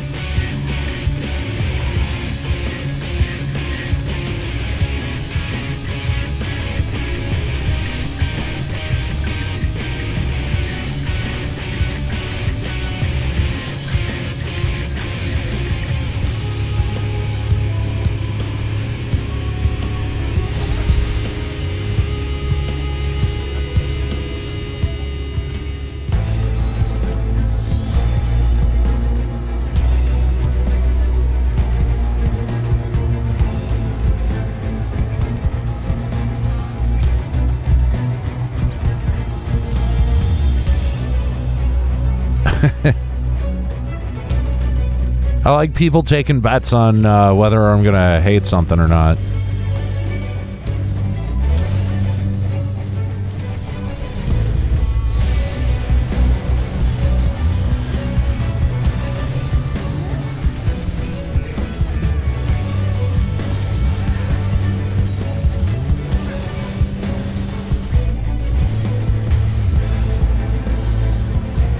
Oh, okay, it's reduced damage output, but it's an AoE. Okay, I get it.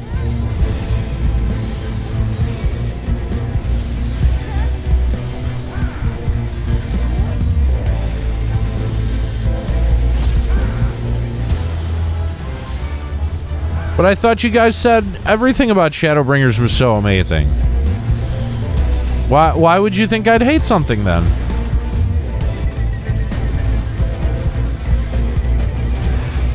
You guys didn't lie to me, did ya?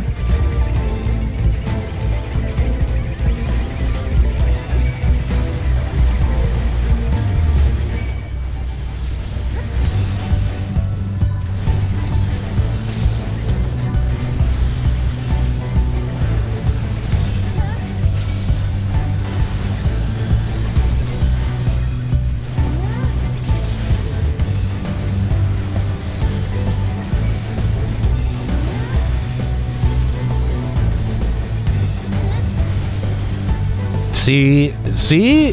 You know what? This is... There's always a catch.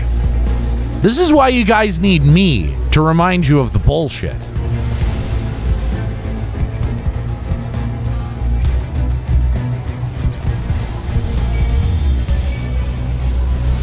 Because everyone painted such a rosy motherfucking picture of this expansion, and now I'm hearing the next fucking dungeon is bullshit? Guys, come on. Which is it?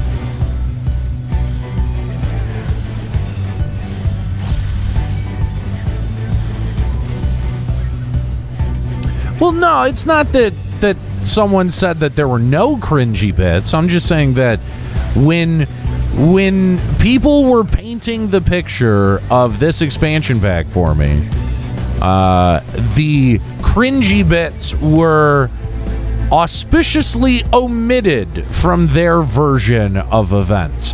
How about that?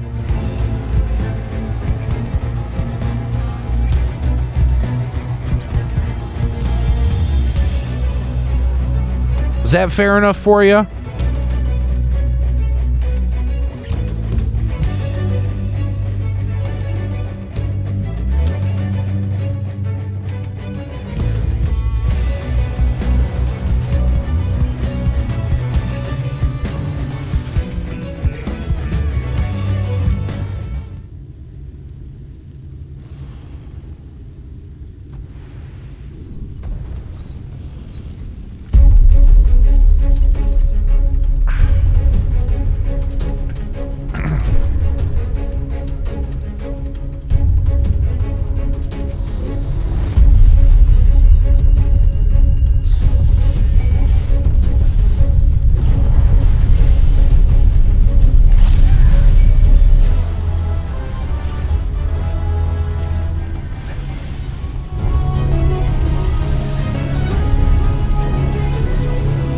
Oh, wow. This music, too.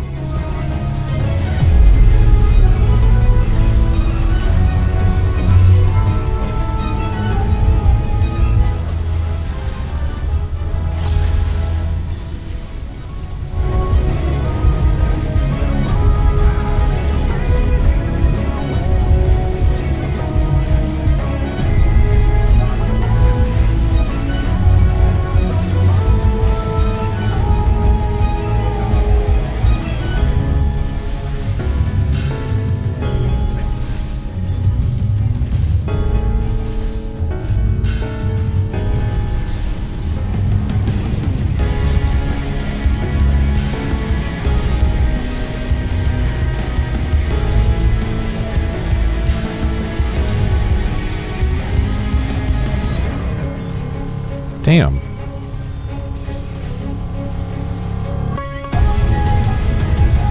Oh, fuck.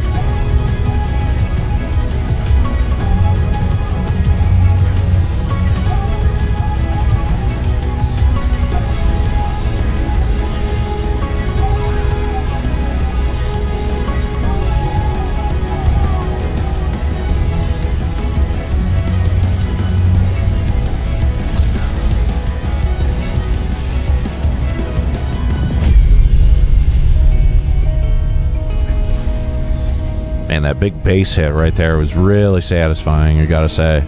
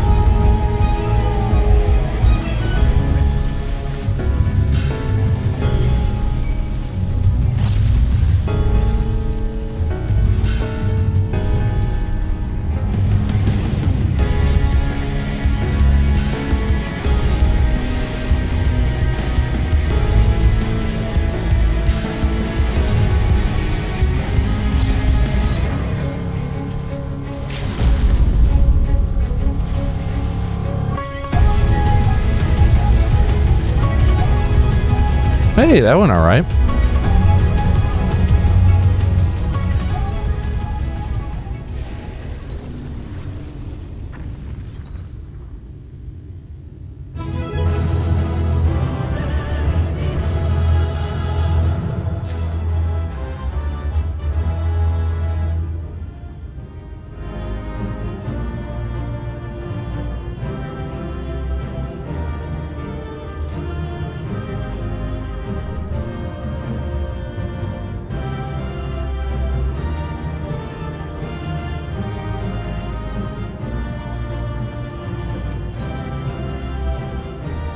Well, thank you, everyone who helped me out with that. That went well. I felt like I actually held my own on that one. So thank you guys for your patience, and thank you to Satori Komeji for the wonderful donation of gear.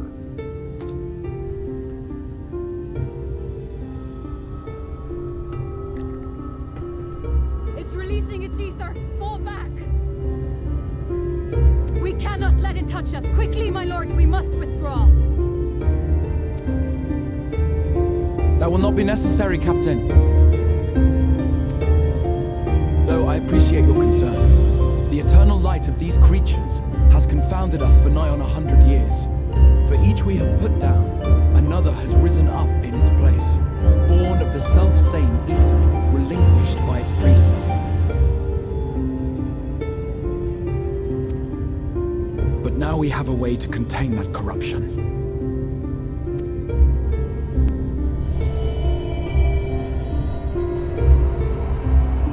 The blessing of light, and the hero who wields it now stands before you.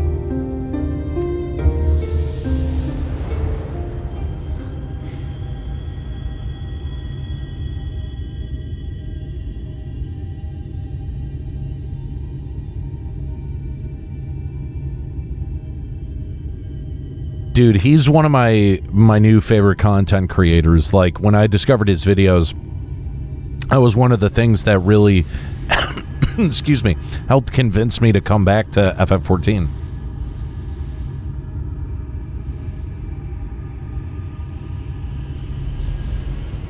I am genuinely a fan of his work.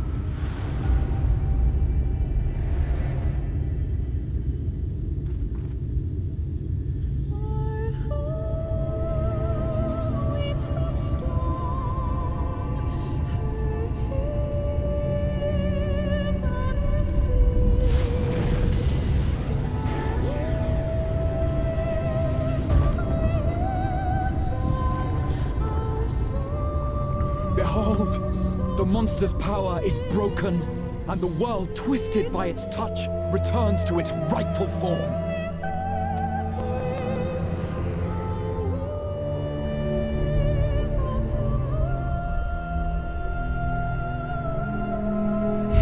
Nice. That's pretty awesome.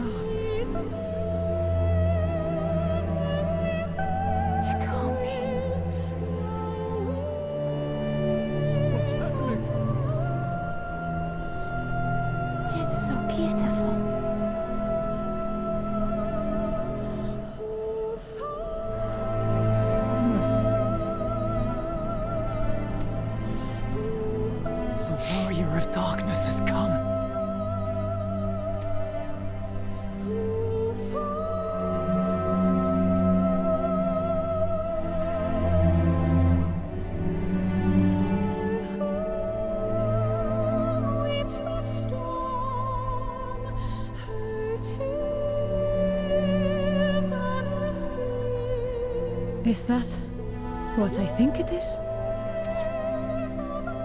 The night sky. As it should be. Who are you people? You killed a warden, then bathed in its ether as if it were a spring shower, and now the sky? The legends are true.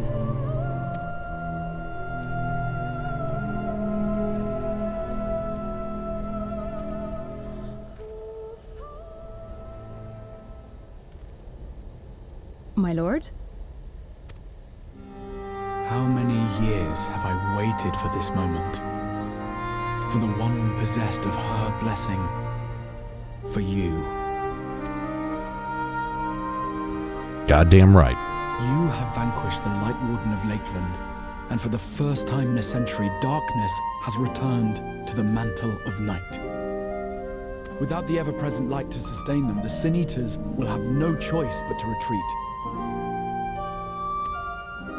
Yet our victory is far from complete. Though darkness has fallen here, the other wardens yet bask beneath burning skies, feasting upon what little life remains. Even should it cost me all I have, I would see each and every one of them slain, that this world might be spared from oblivion. Not only for the first, but for the source as well. Save one, and we save the other. But, be that as it may, I concede it was wrong of me to summon you to this fight against your will. I swear, on my life, I will one day atone for that deed, but for the present, I beg you, stay and see this fight to its conclusion. Cast down the wardens and restore darkness to the first.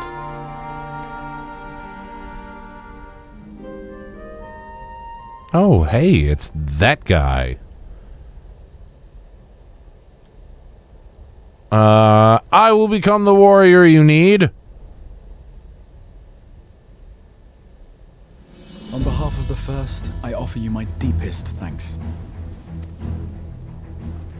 I understand there is much at stake here, Exile, but why do you risk yourself so readily? It must have been a dangerous drain on your ether to summon even one person across the rift. I do it for my people, of course. To give the Crystarium the tomorrow it deserves. That is true now, yes, but the city had yet to be built when you first called forth the Crystal Tower. I'm simply curious to know what prompted you to commit yourself so completely to this particular course.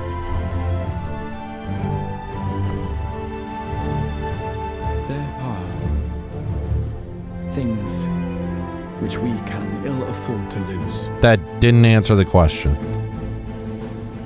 And I sensed from the first that I had a part to play in preserving them.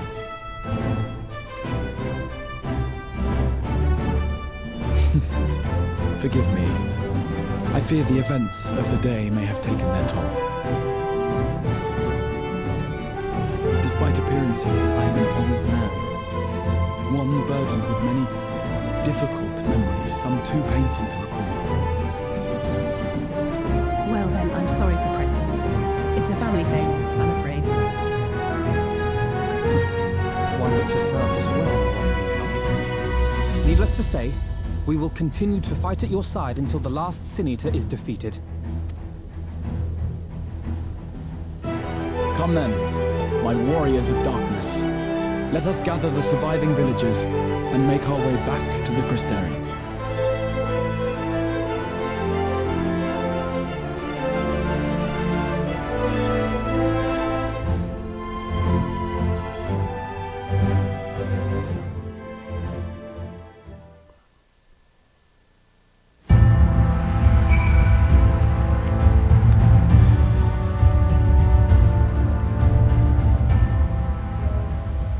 All right. How quickly you have justified my faith in you. So many lives saved, and the sky itself heralds your success. A single victory in the larger struggle, perhaps, but a momentous one nonetheless.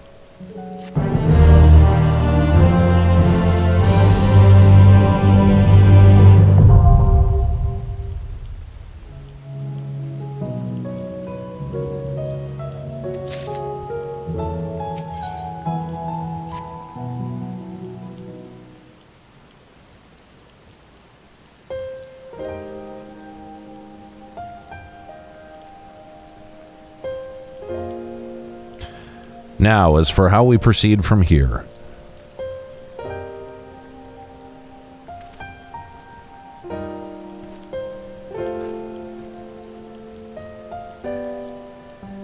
The villagers we evacuated earlier have arrived safely in the Crystarium.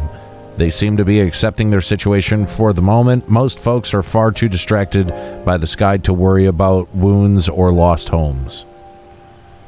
They whisper and wonder if the warrior of darkness has come. 'Tis to be expected. Aniero, I must ask a favor of you. Would you be so kind as to conceal your involvement in this endeavor for the time being? Seeing the light recede from Lakeland is a monumentous occasion, and many will be swept up in the maelstrom of excitement and confusion.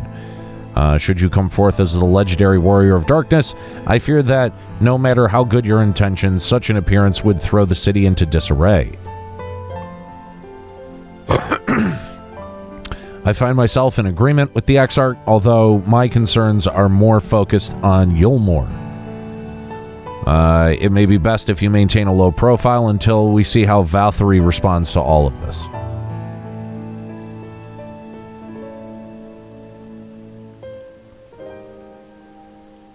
My thanks, though we cannot freely celebrate your success. Pray allow your heart to be buoyed by the joy of our citizen, a joy you surely brought into being. And I must ask the same discretion of you, Captain. 'Tis my intention to share with our people the tale of the great warrior who stood in defiance of the Sin Eaters. This unnamed champion defeated the Light Warden and has since departed for parts unknown. As you wish, my lord. Your penchant for mystery is nothing new, and I will encourage folk not to question this either. Although I expect to be told of the whole truth of this one day, about all of you. Stoic nod. With that settled, I shall return to the Crystarium and make an address to the people. These explanations and adjustments will consume much of my time, so pray take the opportunity to rest and recover from your exploits. And to think you'll not even need to shutter the windows to enjoy a dark, peaceful night's sleep.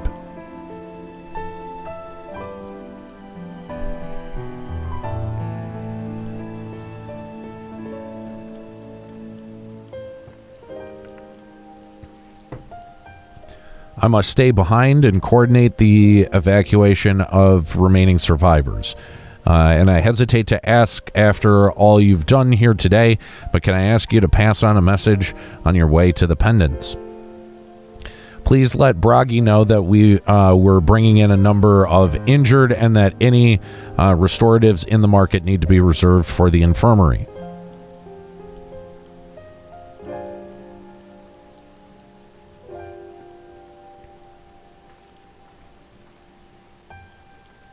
I want to thank the 52 of you hanging out with me right now. Appreciate such a warm welcome back to Twitch after being gone for 2 years, something around then. Yeah, guys, it's been awesome to have so many people interested in watching my return, not just to Twitch, but to Final Fantasy XIV, and to watch me play through Shadowbringers. So really appreciate all of your guys' time here tonight. The chatting, it's been awesome. So thank you guys. We should start making our way back to the Crystarium slowly, mind you. It wouldn't do to arrive too soon after the Exarch. I'm staying behind as well. There's something I need to check in on in Holminster. We already went through the village top to bottom. Allie say we should take the chance to rest, you included. I knew one of those eaters, and I just can't rest, not now.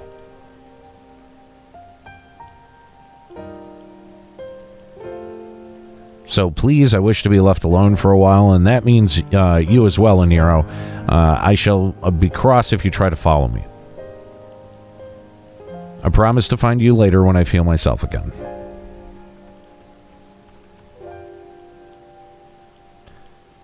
Just you and me then, shall we?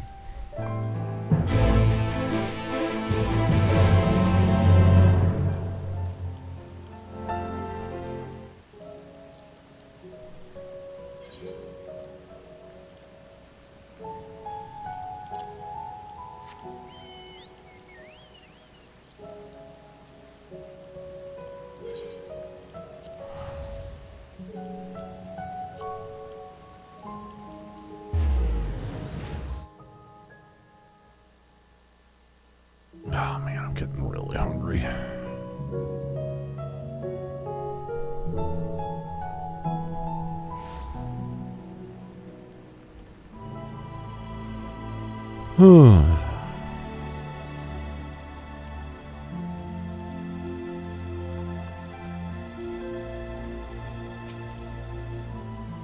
Well, the Crystarium seems relatively ordered, wouldn't you say? The Exarch's speech must have been reassuring to hear. On the contrary, there is something jubilant in the air. I have a feeling this night won't be quite as peaceful as our hooded friend predicted.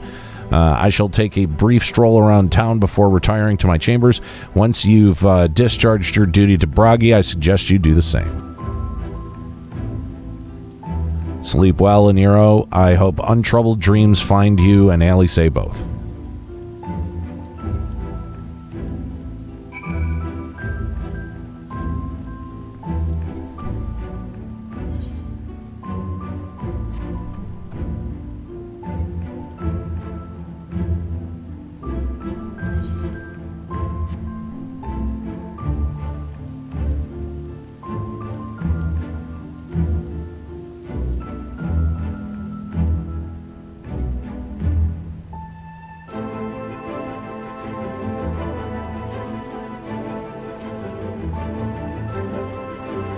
Oh yeah, this guy's got a weird voice, right? Aye, what can I do for you? Looking to buy a lantern like every other stumbling soul in the city?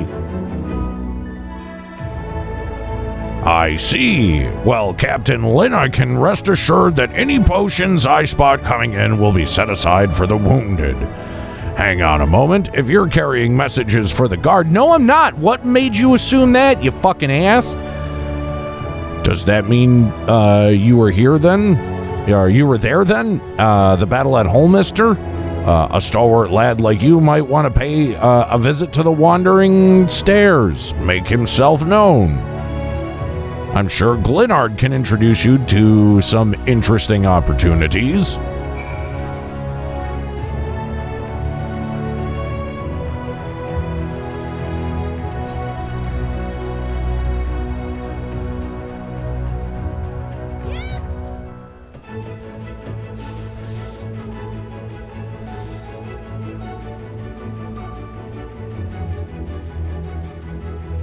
Right.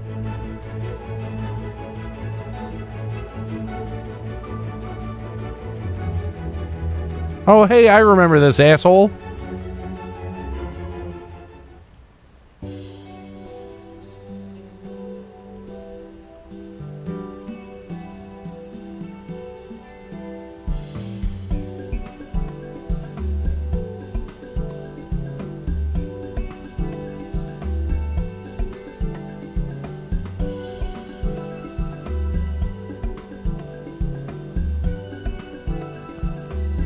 Saila. That's as close as I'm getting. More beer for table 2 and a couple more pints of mead for table 3 while you're at it. Coming right up.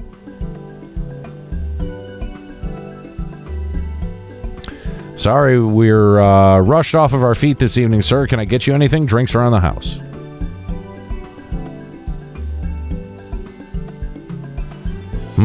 Oh, that Bragi has a twisted sense of humor.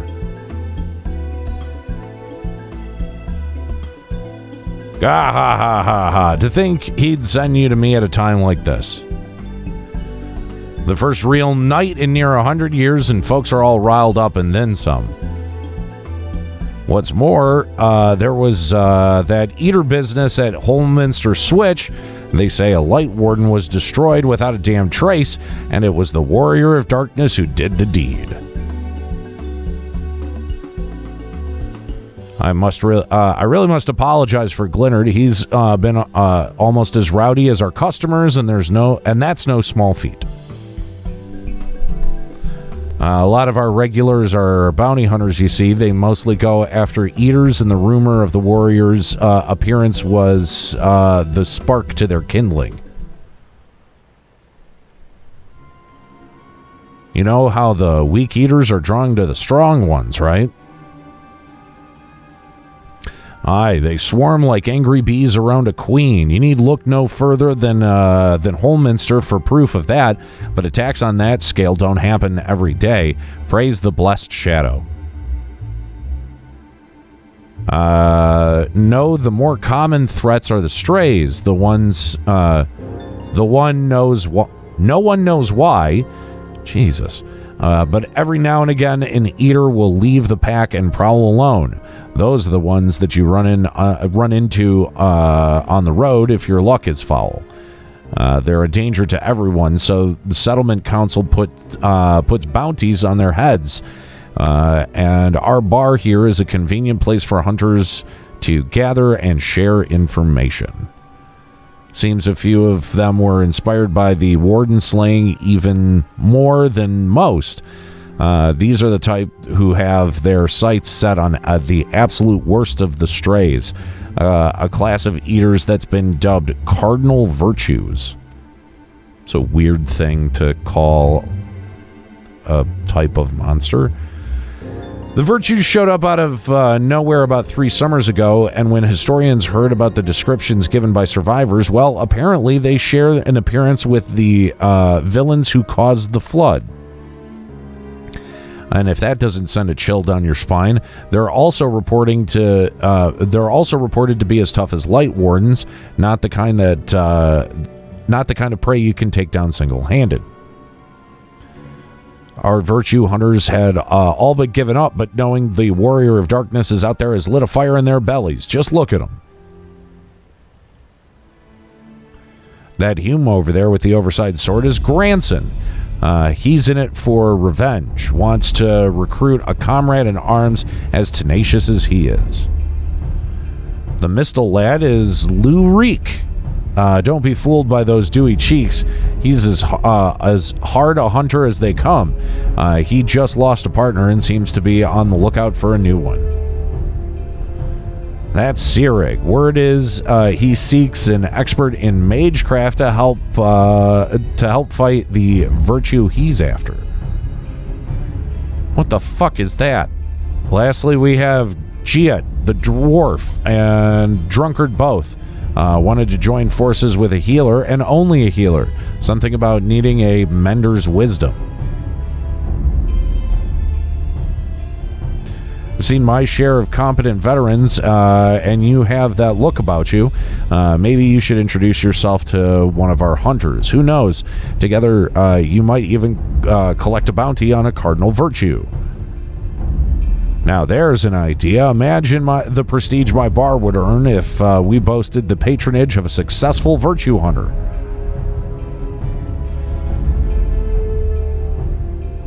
Role quests. Interesting. All right. That's a new thing.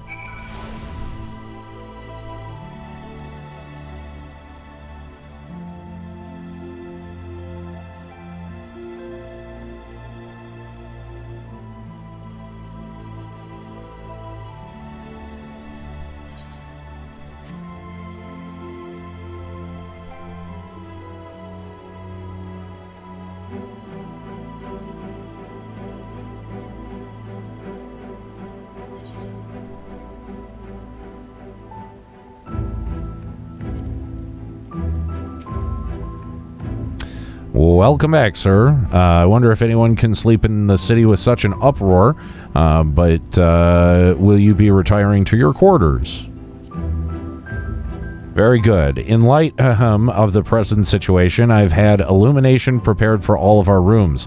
No need to rush to the markets for lanterns and candles. Have a pleasant rest, sir.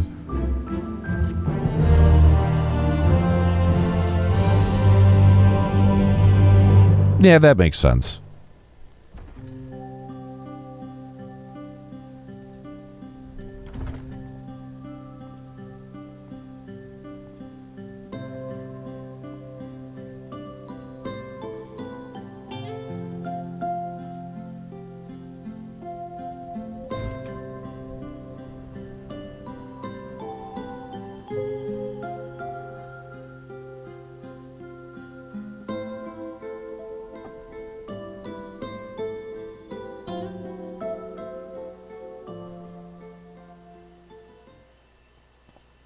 So it's your lot's turn to be the warriors of darkness, is it? It's funny how things work out.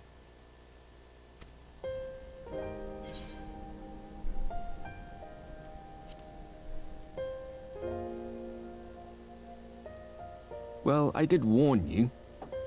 I followed you to Eulmore and then on to Armarang, and I was there when you slew the Light Warden.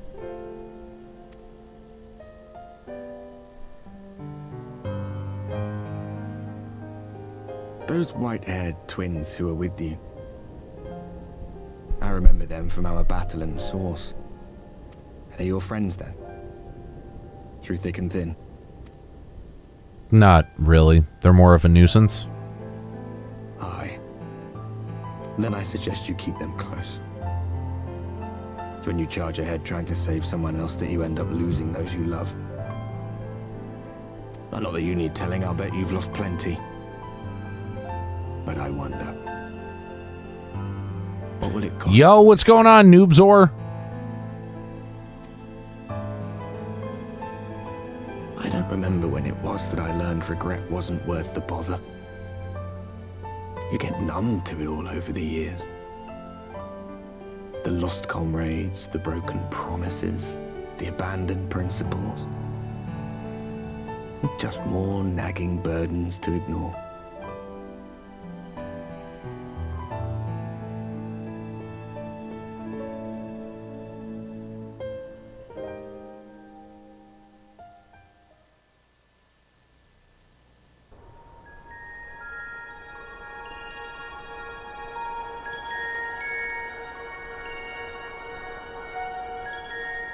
So this is what the light was hiding. Who the fuck is this?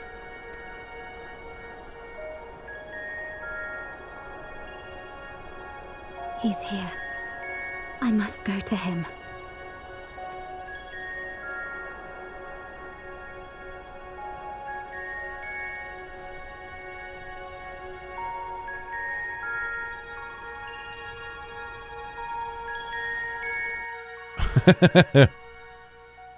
Oh, good.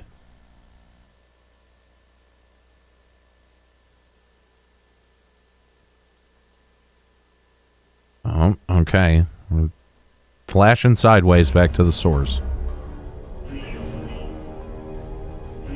Intruders! Fan out and find them!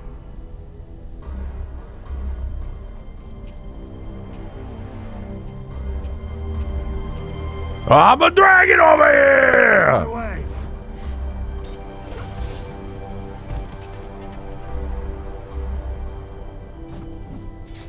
Stay your weapon. We are not your enemy.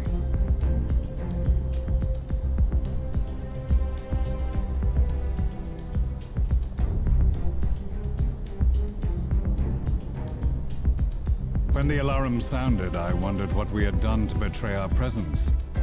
But I see now we are not the only intruders. Sir Estinian, I presume. The dragoon who plucked the warrior of light from the jaws of death? Your armor is most distinct. That's right, I'm a friggin' dragoon over here!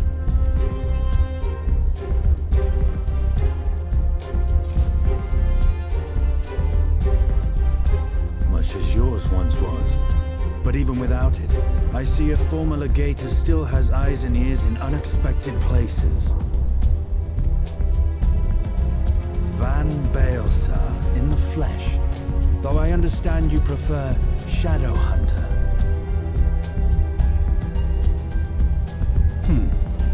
You are in contact with the Scions, I take it.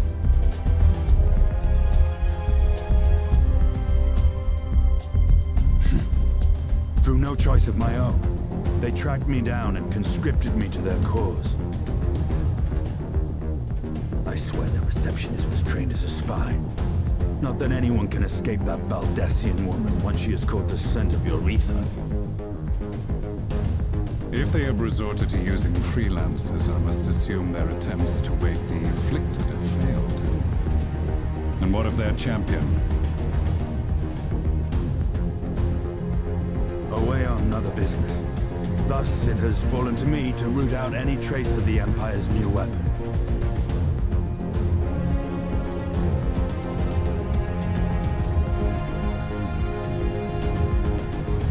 If it is Black Rose you seek, you are too late. My people have already completed your mission here. Yet this is but one factory among many. When they caught wind of our efforts, they built additional facilities to ensure production continues unabated. There will be no one left in the lands they conquer. No citizens to conscript. No skills to exploit. Nothing the Empire needs. And they will call it victory.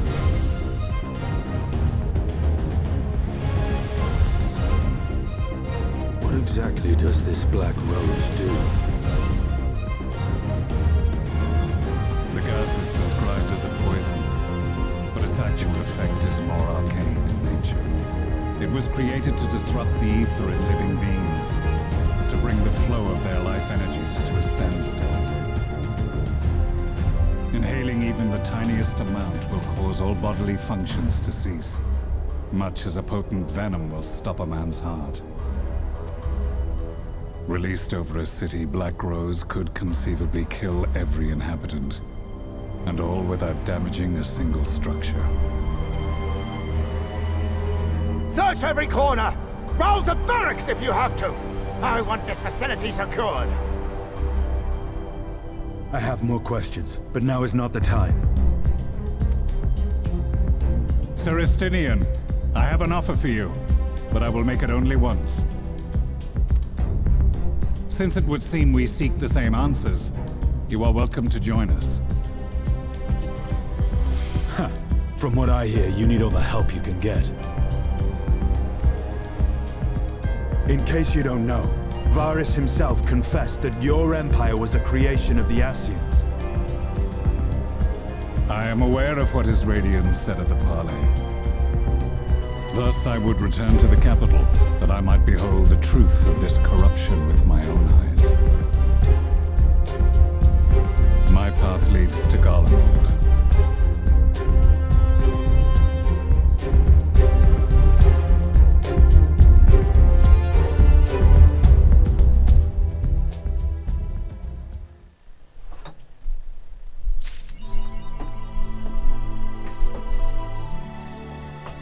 All right.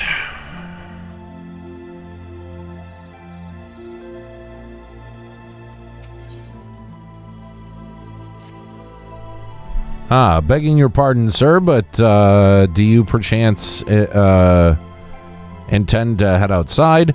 If so, I would strongly advise you not to stray far from the Crystarium. Word has it that Eulmore has dispatched its military to Lakeland.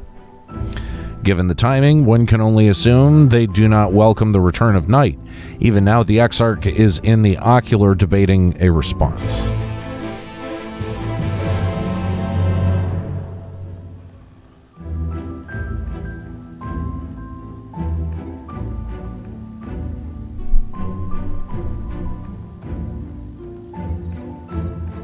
So someone asked earlier, and I said I would comment on it and talk about it in a minute.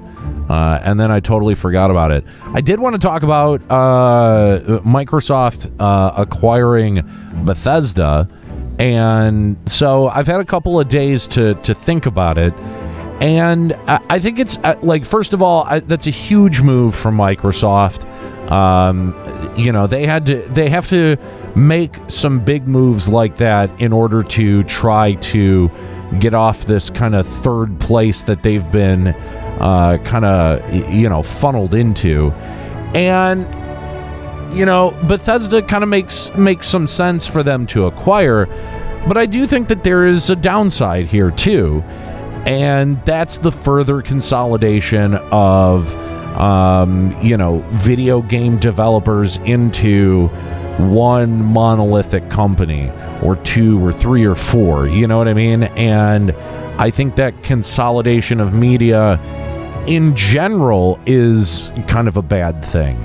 I think that, when there's a variety of voices in a medium, that tends to strengthen the medium and make it, so that a diverse range of opinions and worldviews can make their way into games, or really any media. But I mean, we know that games aren't a single endeavor. There's a lot of people who serve on the staffs of a video game development team to be able to make it into a reality. And I don't think that Bethesda was necessarily in a position where if Microsoft didn't acquire them, that they would be hanging up the hat or having to close their studio anytime soon. So, to me, that says that Bethesda enters this relationship from a position of strength.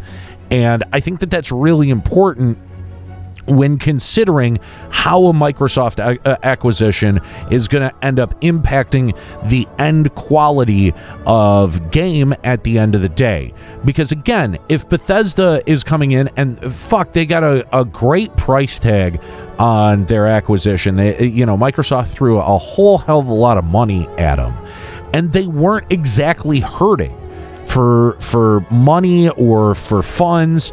They've produced only some of the most successful games of the last 15 years. So to me, I think that this is probably going to be a good thing. It's a necessary thing for Microsoft. Kind of sucks for me because I'm a bit more of a Sony fan than I am a Microsoft fan. But then again, I play most of my Bethesda games on PC anyway. So for those people who are kind of like, oh, this means that mods are going to become a nightmare, I don't think so. Again, it's because Bethesda comes into this relationship from a position of strength, where if they didn't get exactly the deal that they wanted, they could have walked and been completely comfortable to do so. This company was not hurting at all. Now, that being said, I also do know that corporate bullshit tends to get in the way of everyone's best intentions. So, I don't know. It could go either way. But I definitely think that, it's a bummer that one big United States development company has been absorbed under a larger umbrella. I think that's definitely not something to be applauded, but at the same time, I'm not worried for Bethesda games' quality or output. And I say that as a big fan of Fallout. I don't see Bethesda, at least immediately, being put in a position where they're going to have to capitulate to Microsoft's demands. Because again, if a relationship like this can also be severed as well. So, if Bethesda didn't have some leverage or some ground, I'm not sure that they would have done it in the first place. So, I'm excited what that means for Bethesda games moving forward. I am cautiously skeptical, let's put it that way. Cautiously optimistic, but still skeptical. It definitely, could be a good thing for both companies. And if it is, then, so be it.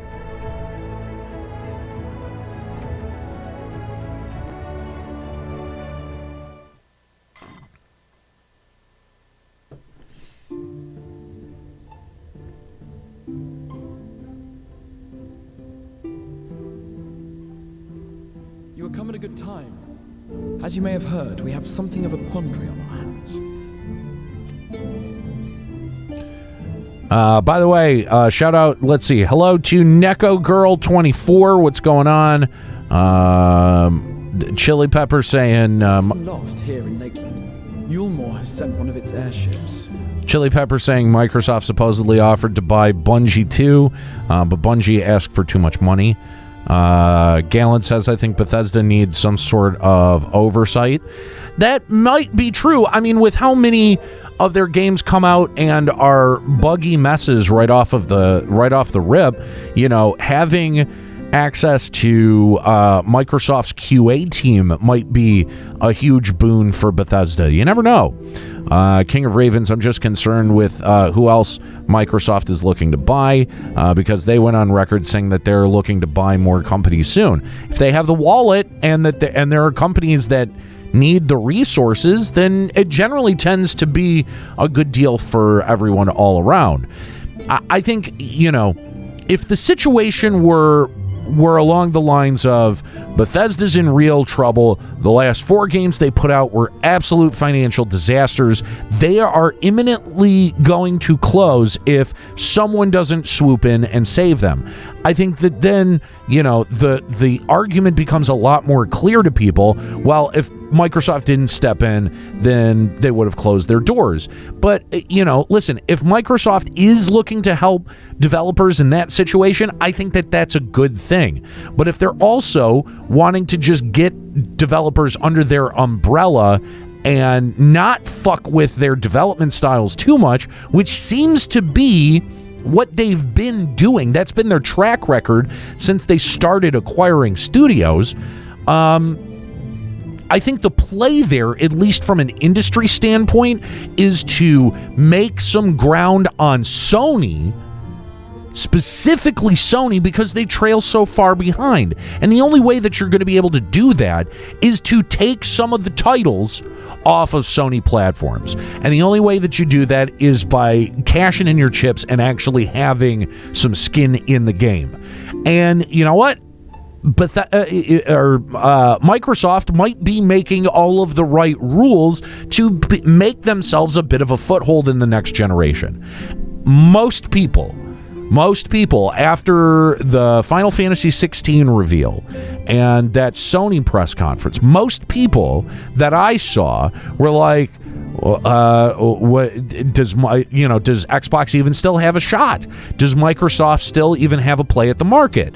And in the span of a day and one announcement, a lot of that sentiment changed to the point where you now have the debacle of people trying to pre-order Xbox consoles and not being able to.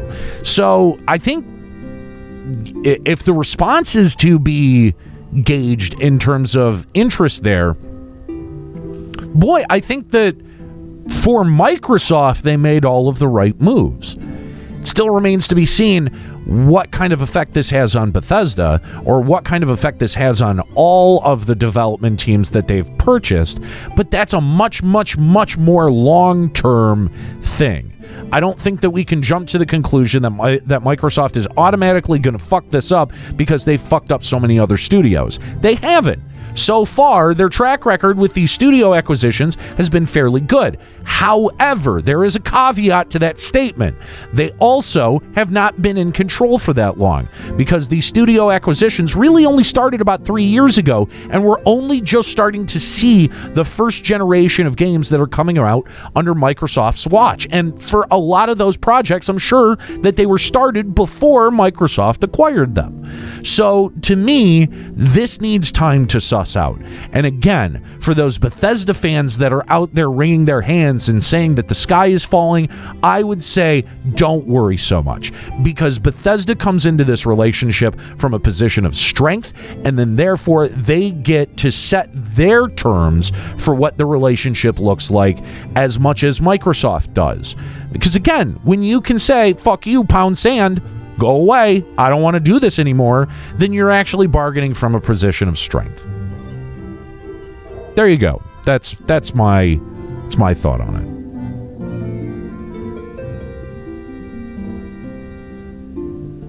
Again, though, EA is a different company. EA has a far different relationship with the studios that they acquire. EA is not Microsoft. Just because they are companies of a similar size, I don't think you can make the logical connection that means Microsoft is automatically going to fuck it up. I just don't. They have questions for us concerning the death of the Light Warden. Their emissary makes his way here even as we speak. I suppose the sky does rather give the game away. Indeed. 'Twas inevitable they would come knocking. The only question was how soon.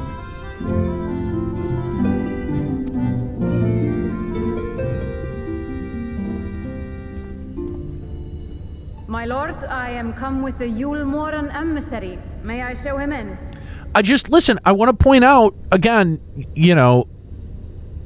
Microsoft has had very positive relationships with a lot of the development companies that's been underneath them.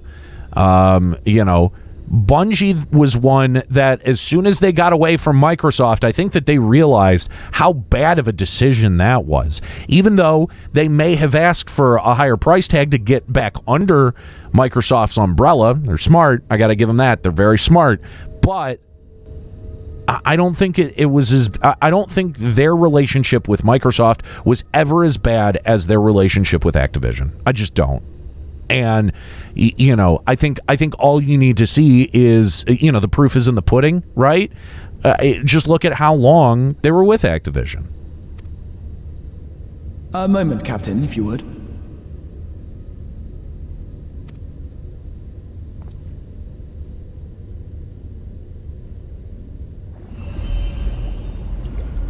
I don't doubt that at all. I've heard that. Gather round.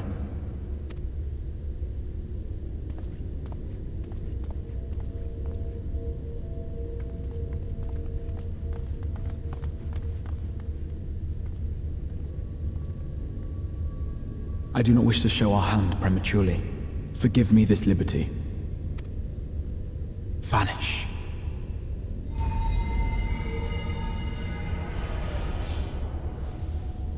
Dolvik, you will get no argument from me.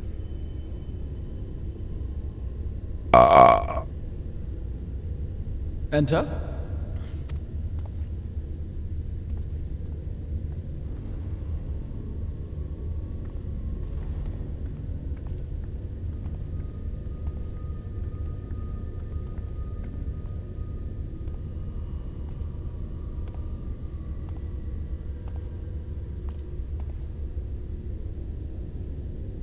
Well, well, the commander of the Eulmoran army himself. To what do I owe the honor, General Ranjit?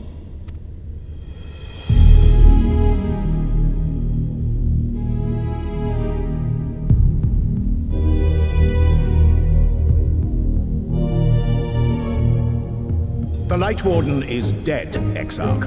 Were your people responsible?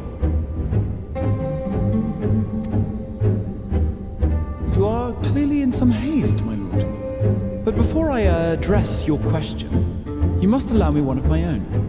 What is Eulmore's interest in this? His Benevolence, Lord Vauthry, is gravely concerned that the actions of an ignorant few may jeopardize relations between man and Sin Eater. Should it transpire that the Crystarium is guilty of abetting the villains responsible for this outrage,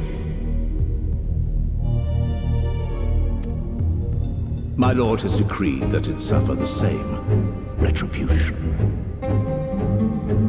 The group that calls themselves Retribution.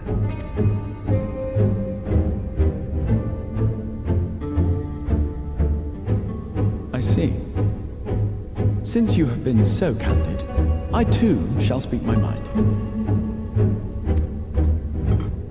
Regardless of who is responsible, the Crystarium rejoices in the Light Warden's death and welcomes the return of the night sky. If Eulmore considers this tantamount to aiding those you term villains, then by all means, carry out your retribution. Know, however, that even should every innocent soul in the Crystarium perish, nothing can stop that which has been set in motion. Laying it down.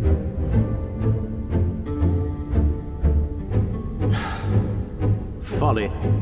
The death of one or 1,000,000 Sin Eaters changes nothing.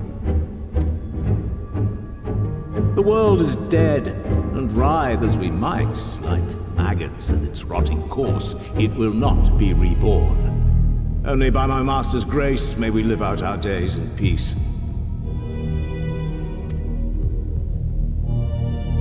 But I waste my breath. You have made your stance clear. I shall relay your words to Lord Vauthry. In the meantime, you would do well to counsel any here who have done more than merely rejoice in recent events, to throw themselves upon Eulmore's mercy promptly. Yeah, somehow I doubt that.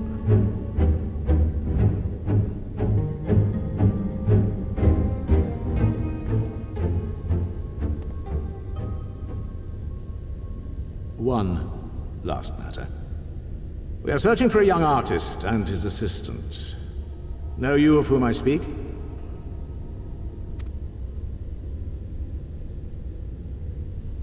An artist and his assistant, no. I cannot say I do. What a pity. Should they reveal themselves to you, I bid you hand them over at once. My master is most eager to see them again.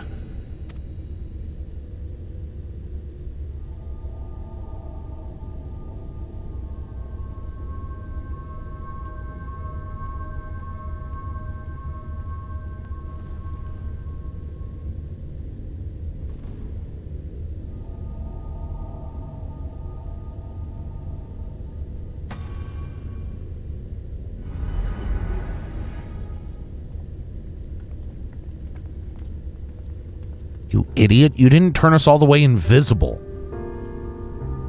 Am I imagining things, or did he just stare straight at us? Yeah, you weren't totally invisible. I could see you with my eyeballs. I fear he did. The General is not a man to be trifled with. He is a warrior of fearsome repute who has led Eulmore's army since before Vauthry's time, when the nation still spearheaded the fight against the Sin-Eaters. One does not command the world's mightiest army, and for so long, without possessing exceptional instincts. If Eulmore chose to send such an individual, we must assume this talk of retribution is more than an idle threat. While we are grateful for your support, my lord, we cannot in good conscience put your people in harm's way. 'Tis noble of you to say, Master Alphino, but my people have been in harm's way since long before you arrived. Eulmore has ever yearned to rule over what remains of the world. Even should we surrender the Warrior of Darkness to them, they would find some other pretext upon which to invade. The people of the Crystarium know this only too well, which is why, when the time comes, I am certain they will fight to the last man. If truth be told, I would not have been surprised had Ranjit declared war here and now. He may have reason to delay. According to reports, the Eulmoran forces at Laxan Loft were observed taking a prisoner. A young woman believed to be none other than the Oracle of Light, Minfilia. It may be that General Ranjit wishes to convey her to Eulmore before commencing hostilities. Having mentored generations of Minfilias, it would not surprise me if he had made her capture his chief concern.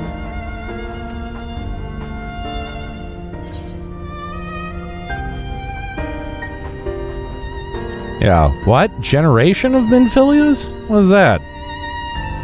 Ah, of course. How remiss of me. I had intended to speak to you of Minfilia. There is, however, much to say, and precious little time in which to say it. I think it best that you seek out Maren at the Cabinet of Curiosity. He'll be able to enlighten you.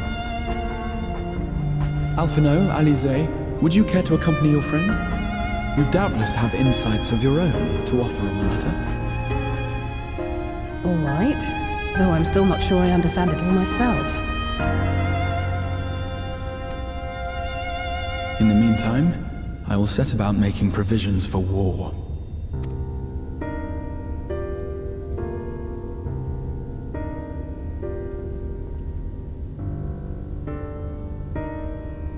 Man, war and violence just follow everywhere we go.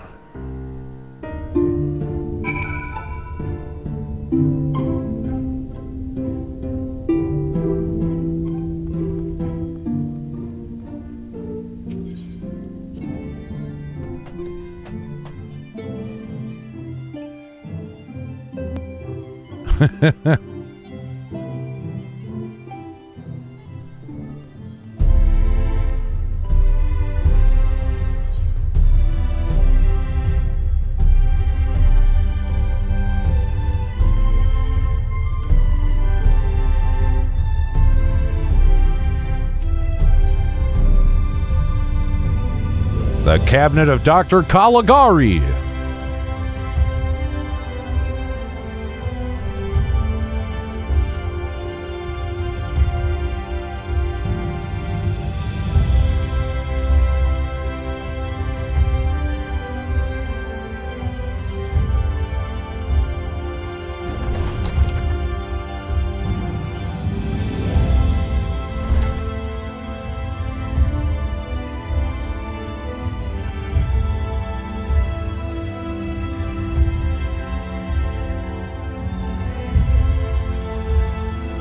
All right, before I get into this next little bit of lore dump and exposition, I'm going to take a brief break for just a second. I'm going to get a handful of things to pop in my mouth for a snack.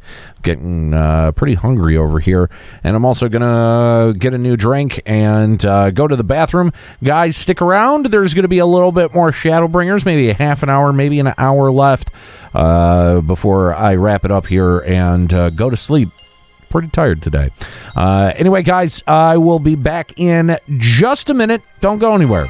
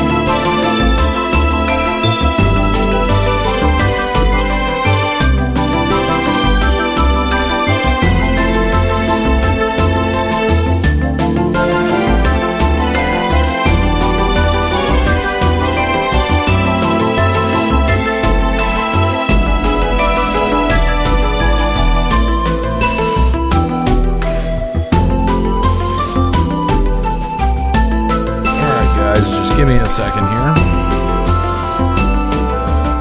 Hey, what's going on? Chuckles McBuckles. Yes. Just taking a brief break to have some cereal here. Just so this doesn't become a mukbang stream, I'm just going to turn my camera off.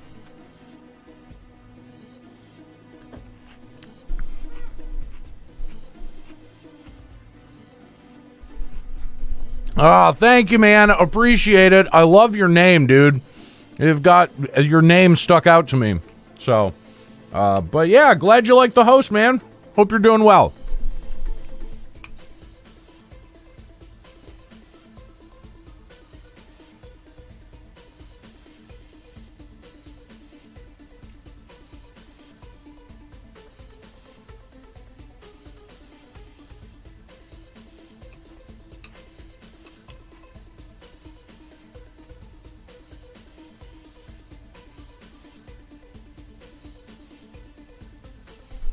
Oh, thank you for the gift sub, my friend. Appreciate it.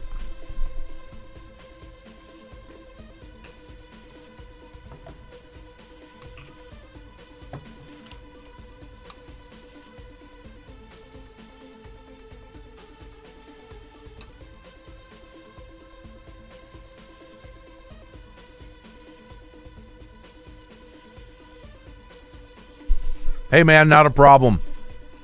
Not a problem.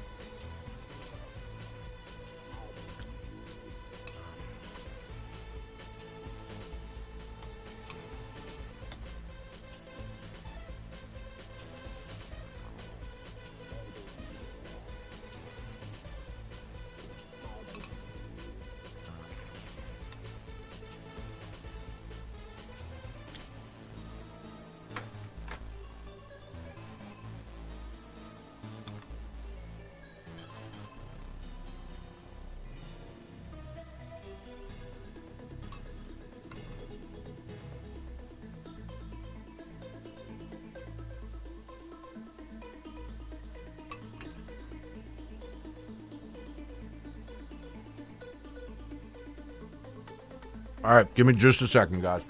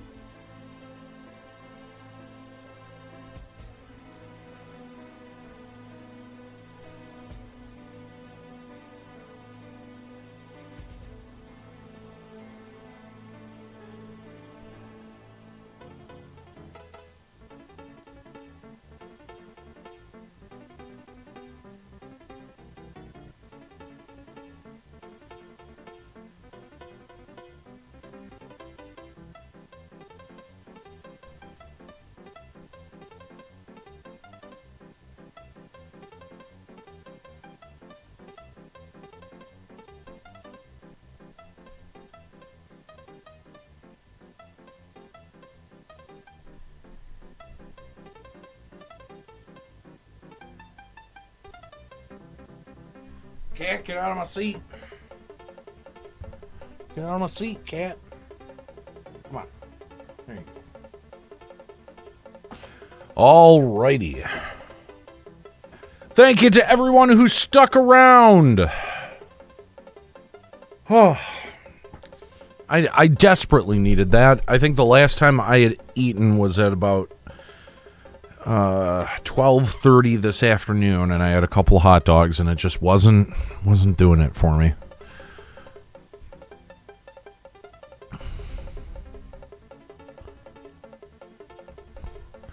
This is the song that I hear in my head as I run from my car to my apartment door, fidgeting with the keys as I rush to my toilet to unleash Taco Bell hell into the porcelain god. Well, now I have to figure out what fucking song it is. Cat. Goddamn nuisance.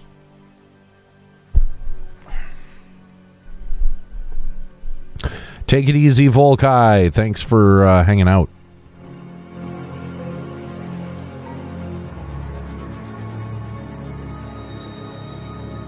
Oh, it was Super Mario World. Right on. All right, let's get the game audio back on. God, I hope this part is voice acted, because I could really go use a smoke. Cat, I need you to get off my lap here, bud. Thank you, sir. Thank you, sir.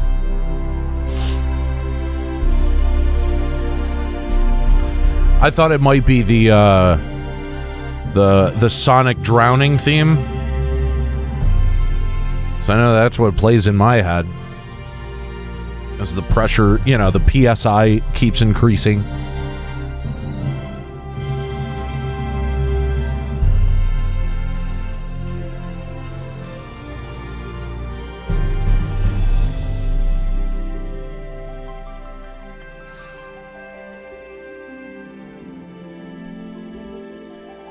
Man, I love how Soken just hides the fucking just the fucking over. What do you even? What is that called? I'm forgetting all of my shit. The prelude. He just works the prelude into random shit. I think it's awesome.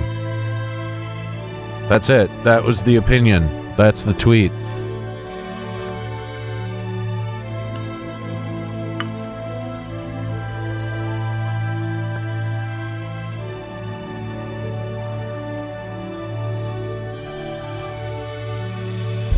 It's a legit condition known as latchkey syndrome. The closer you get to the toilet, the more the urge to go increases. Your brain just knows. Interesting. Chile, thanks for hanging out. Appreciate it. Sorry we didn't get to do that dungeon together.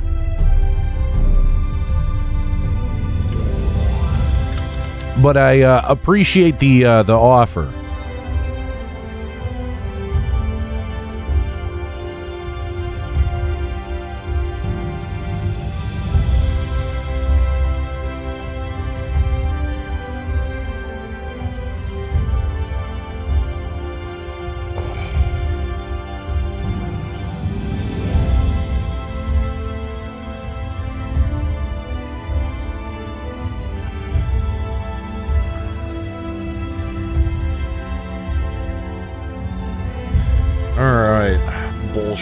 A little bit more bearable. I'm sorry, guys. I had to eat. I don't know if you've been so hungry that, like, you could tell, like, you could feel the calories, like, start to reach your brain that was at, like, maybe a 50%. Now it's back up.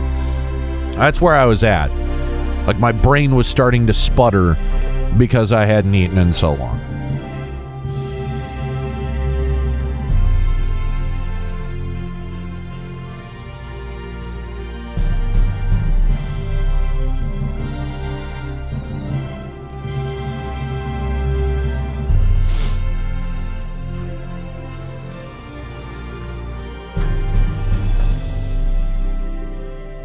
Dolvik, you mean you don't just subsist on Reddit hate? Unfortunately, no. It's about as satisfying as meal is.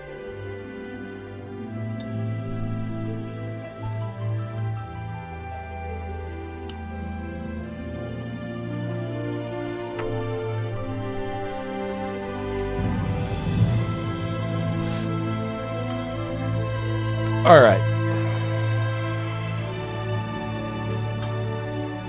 There we go. Now my brain's right. Morin says, yes, if you're after books pertaining to the Warrior of Darkness, I'm afraid most are on loan at present. They are experiencing quite a surge in popularity. Oh, you wish to know about the Oracle of Light? Then it would be my pleasure to assist.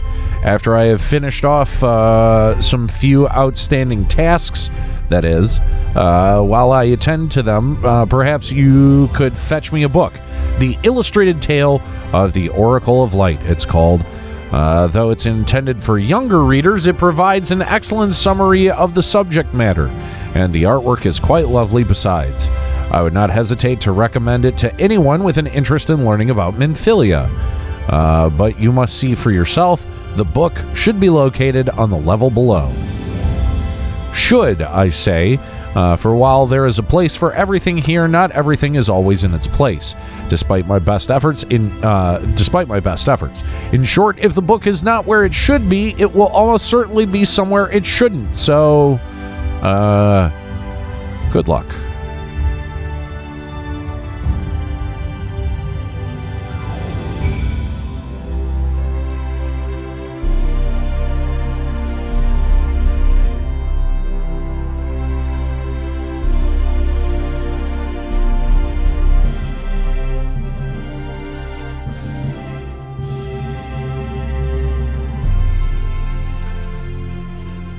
Book ain't here.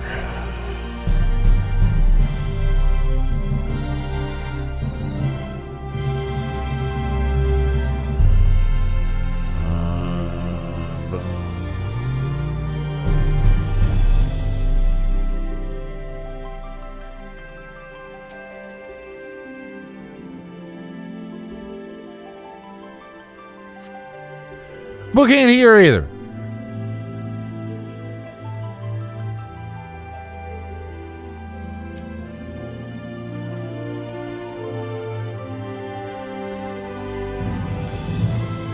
Just as your eyes begin to blur, they finally rest on a copy of the illustrated tale of the Oracle of Light.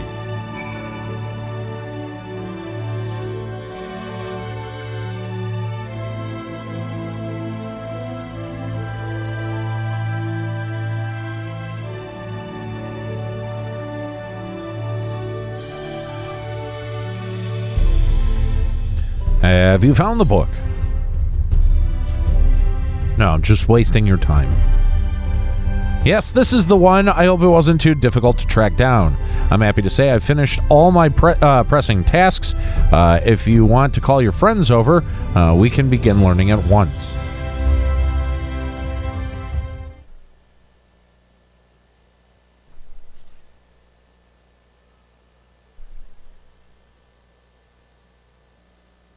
Without further ado, then.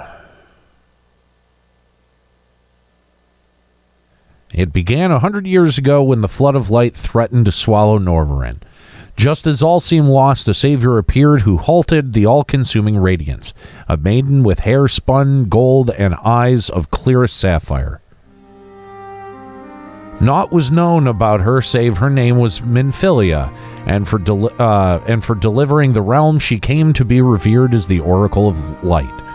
After stopping the flood, the mysterious maiden vanished without a trace, but 15 years later, her name would unexpectedly reappear in the annals of history.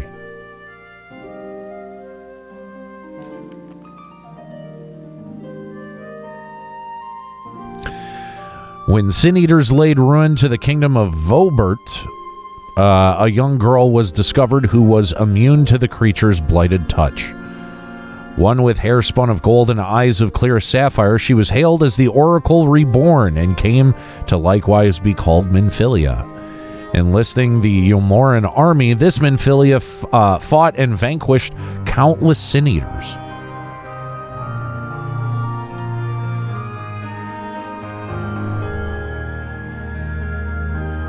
God, I really like the art. This is really cool. Alas, like so many other soldiers, she eventually met her end in battle. Yet with her dying breath, she whispered unto her grieving comrades, Minfilia will return. And true to her words, some years later, another girl was discovered who possessed the selfsame eyes, the selfsame hair, and those selfsame powers. She too took the name Minfilia. She too fought the Sin Eaters as a soldier of Eulmore, and she too fell in battle. Many more were to follow in her footsteps, and so the cycle continues to this day.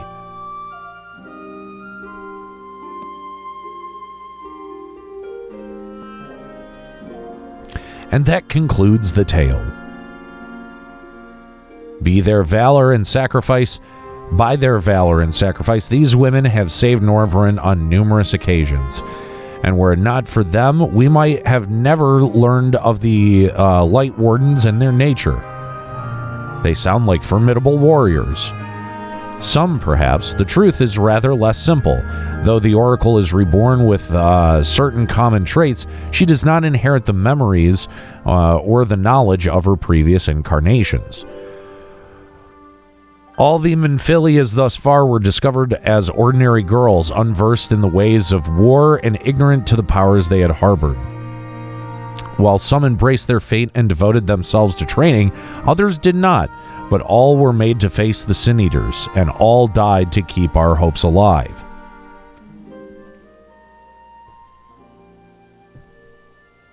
What can you tell us of the current Minfilia? She was found by the Eulmoran army some 10 years ago and taken into their care, or rather their custody.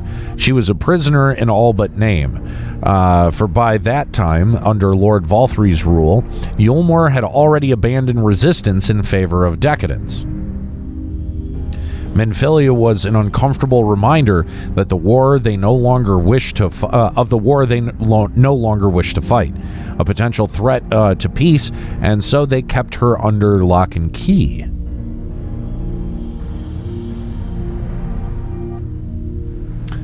For a long while, we heard nothing more of her. We couldn't even be certain that she was still alive, save that it was the Eulmoran's best interest for her to remain under their control.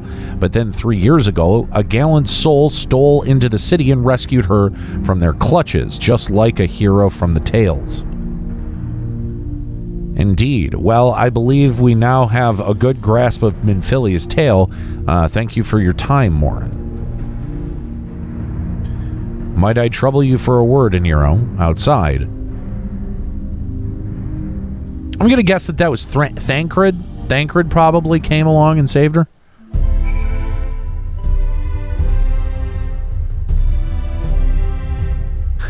Fearless warrior. That doesn't sound like the Minfilia we know. Sorry to bother you. I like it.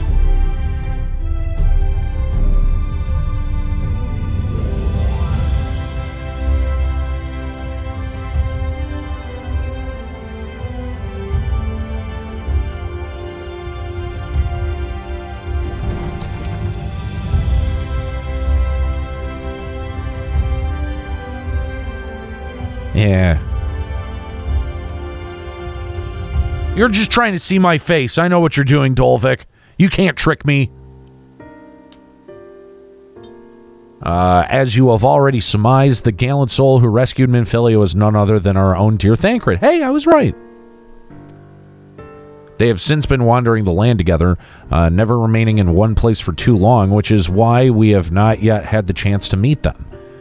We know that Minfilia journeyed here as Heidelin's emissary to halt the flood of light. It could only be her that the people of the first witnessed 100 years ago, the original Oracle of Light.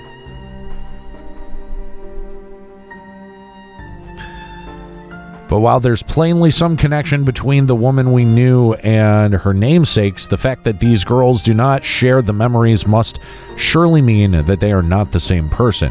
Thancred has to understand that.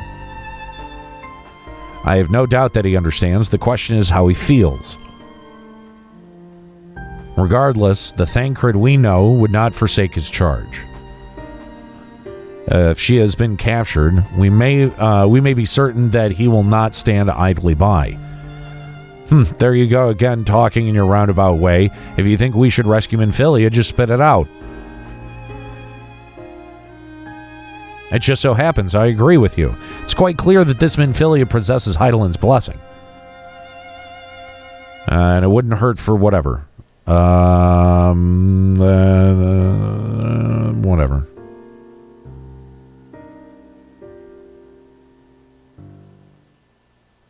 I see you've made up your minds. Exarch, what brings you here? A report and a proposal. First, the report. Our scouts have confirmed the Eulmoran forces at Laxon Loft do indeed have Minfilia in their custody. For the present, they are holding her there, but we can be certain that they will move her to Eulmore ere long. Should that happen, we may be forced to give her up as lost. If we mean to act, we should do so quickly.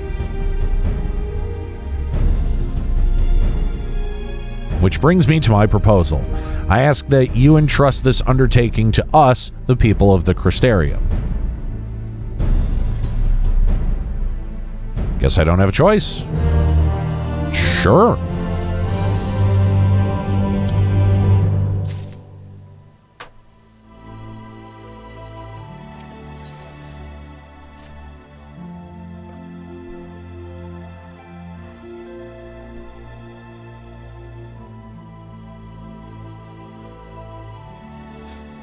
You are doubtless eager to attempt Minfilia's rescue, and with your combined strength, you may well succeed. But as I said earlier, I do not wish to show our hand unless absolutely necessary.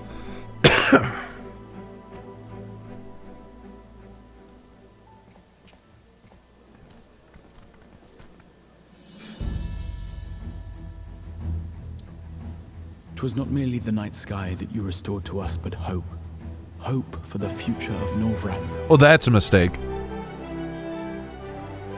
Unlike you, we cannot contend with the Light Wardens, but so long as hope burns in our hearts, we will fight on regardless. This I will prove to you. All right, Stone Man.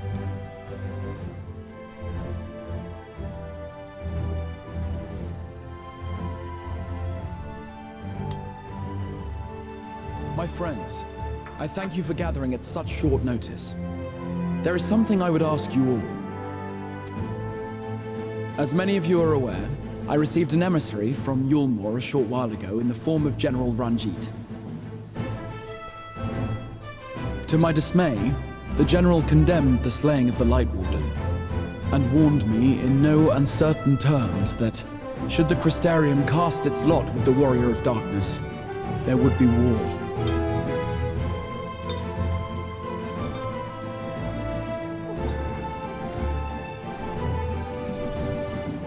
Let none be mistaken. We would be hard-pressed indeed to resist the might of Eulmore. Some would even call it suicide. And yet my heart cries out to fight. Better that than relinquish the hope that swelled in my breast when I beheld the night sky for the first time in 100 years.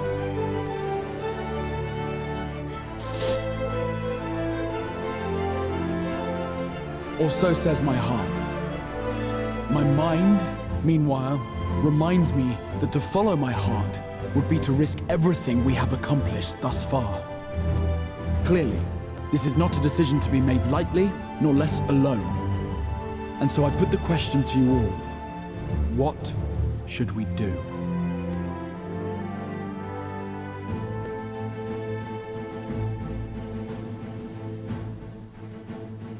My lord, you already know our minds. It brought tears to our eyes to witness the knight's return. The whole of Norvrand deserves the same, and not just because some children's story tells us so. Yeah, probably. Unless there's a compelling reason to do it right away. This is far-reaching. Should war break out, trade would be subject to restrictions. The flow of goods will dry up, and we will struggle to make do with what little trickles through. But make do we will. Aye, we can weather such hardships. Is that not the very thing the Crystarium was built for?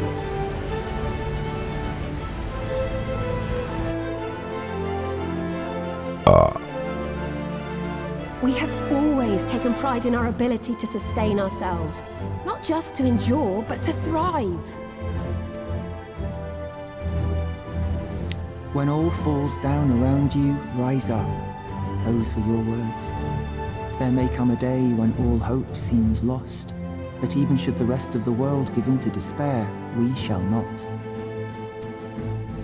We shall fight on, that our children and our children's children might know a better tomorrow. Rousing words apart, I never much cared for those Eulmoran bastards anyway.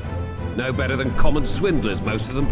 Wouldn't know a fair deal if it came up and kissed them on the arse. Trust you to spoil the moment.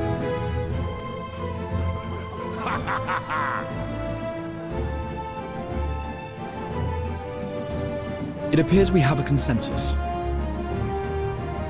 Let it be known that the Eulmoran host at Laxon Loft has taken the Oracle of Light captive. They fear the power she holds over the Sin Eaters, and doubtless intend to imprison her once more. So, I move that we rescue the Oracle, grant her a place among us, and let that be our answer to Eulmore's ultimatum. Hear, hear! Hear, hear!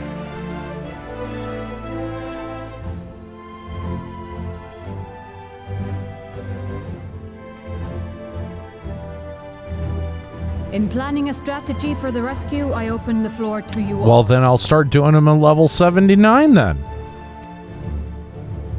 What is it that I get at level 79? And there you have it.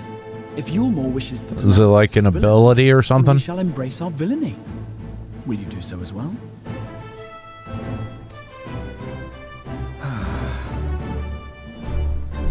We will not be outdone. Consider Gotcha. us your partners in crime.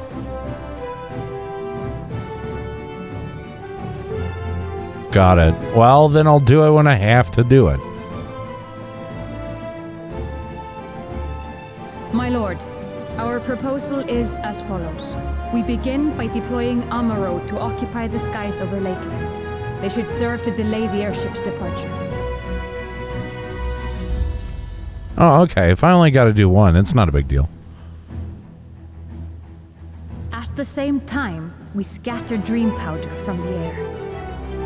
Like, I'm gonna assume that I'll probably have an easier time with it at level 79 than I would at level 71. Not always succumb to its effects, but it should thin the enemy's numbers, affording us an opening to swoop in and liberate the Oracle.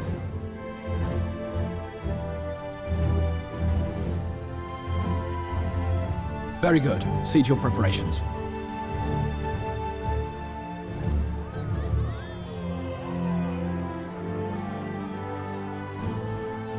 Stoic nod.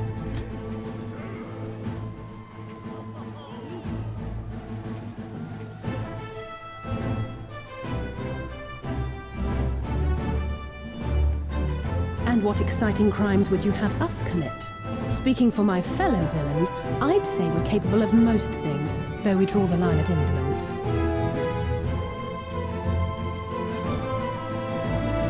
What's going on, Yalios? Nice to see you. Thanks for stopping by the stream. Would you join the guard? Captain Lena will give you your orders.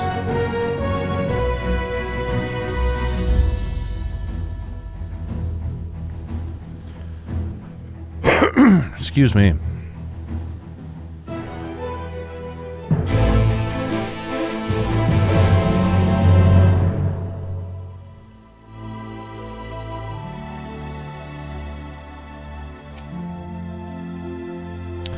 So you will be joining the guard, but however highly the Exarch thinks of you, you will receive no special treatment from me. Is that clear? Where's your salute? Oh, great. Okay.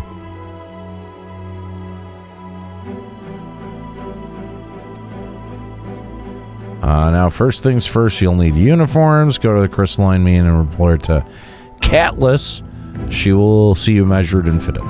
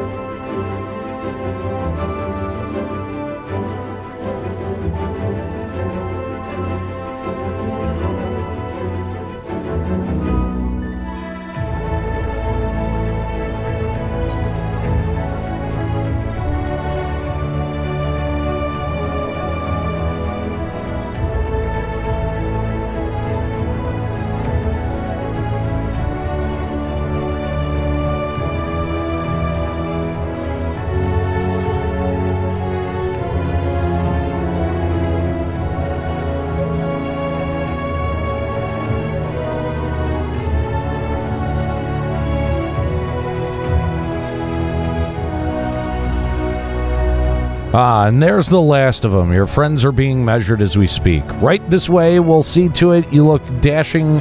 You look your dashing best for your first outing.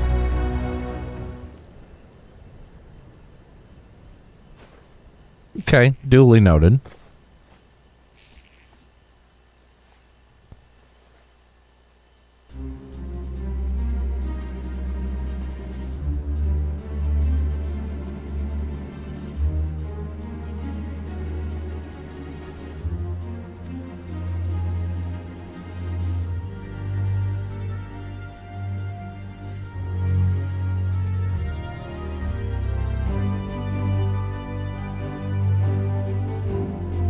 Sorry, Captain, I'm afraid we don't have anything on hand that's ready fit.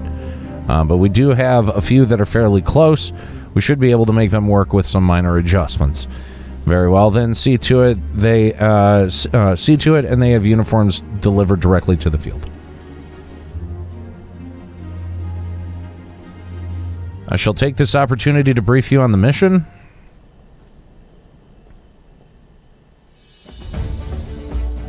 As mentioned earlier, we will deploy to scatter dream powder from the air. Once the powder takes effect, an elite unit will storm the fortress to rescue the Oracle. Her safe liberation is our sole objective. Engagement is to be avoided wherever possible. I assume we are to be a part of said unit? Correct. The unit will be divided into two contingents, one deploying from Fort Job and the other from the Ostel Imperative. You and Alphino will join the former. Aniero, meanwhile, will join the latter with me.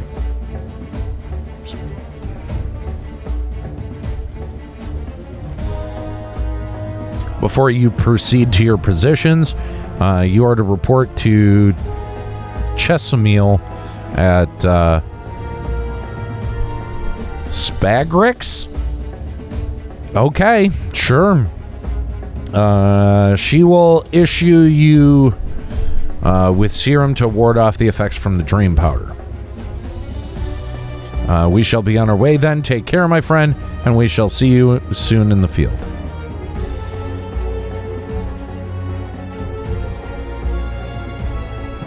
Gallant, you know that thing you do when you play video games and look up and all of a sudden you're sitting in the dark?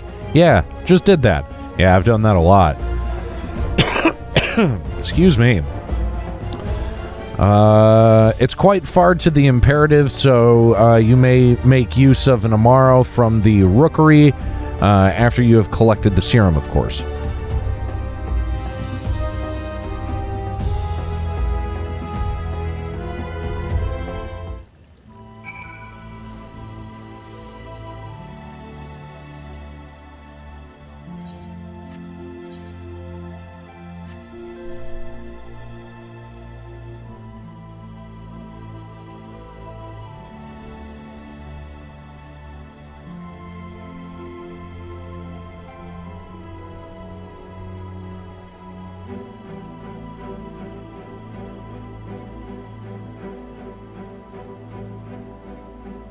No?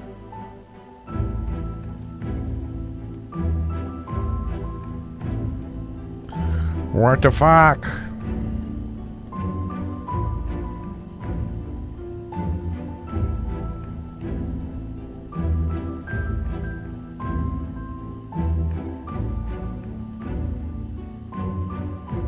Must be down there.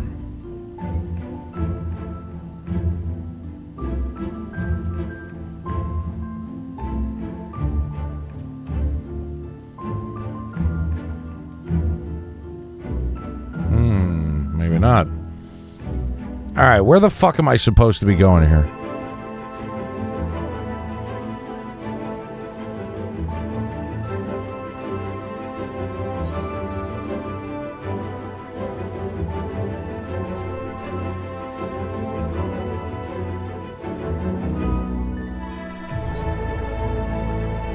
This is down.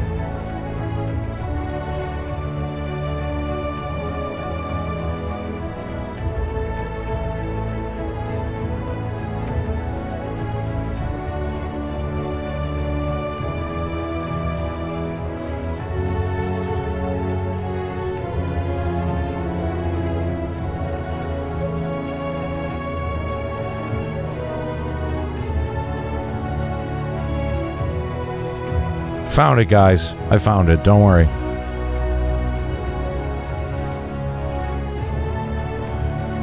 Yes, sweetie, is there something you need? Oh, one of the guard come for your dram, are you? Here you go. A dose of this will keep you firmly in the waking world for a while. While your enemies are off in Dreamland. Now, if this is your first time, I should warn you, it's bitter as sin. Prince's Kiss, they call it, but if you ask me, it should be called Crone's Kiss. Just aside, hilarious joke, by the way. The stuff is really foul. Most people gag like there's no tomorrow. But if you don't drain every last drop, you're liable to end up taking a trip to Dreamland yourself. I must ask you to drink it here and now while I watch. Come on, give the old crone a kiss.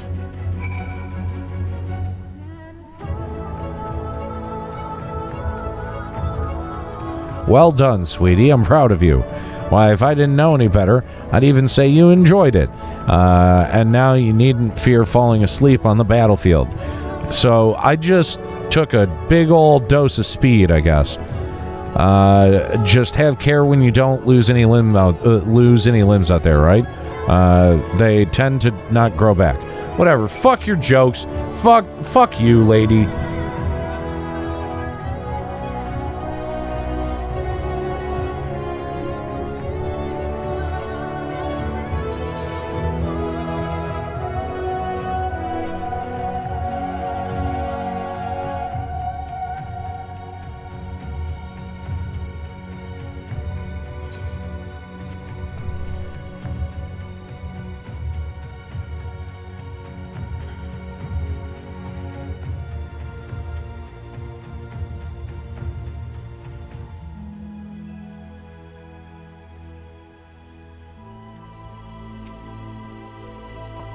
Yes, what do you require of me?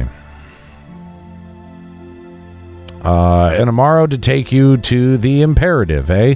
As much as I would like to oblige, all our mounts are reserved for the coming operation. I fear you'll have to go on foot. But wait. There might be another way, assuming you are willing to lend a hand. Why do I have to fucking run errands for everyone?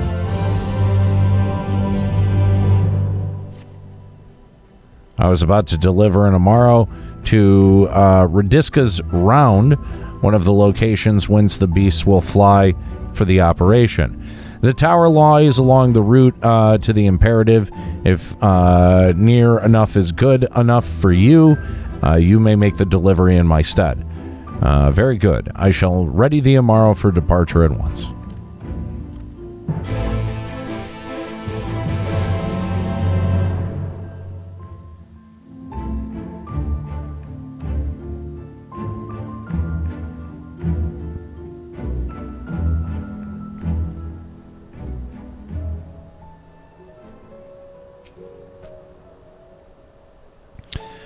Radiska's Round is to the north and west. You can take the road or you can fly. It's up to you. Upon arriving, make yourself known to the sentry and she will give you further instructions. If you should become separated from the Aniero, worry not. The beasts are trained to return to the rookery. That is all. Go well.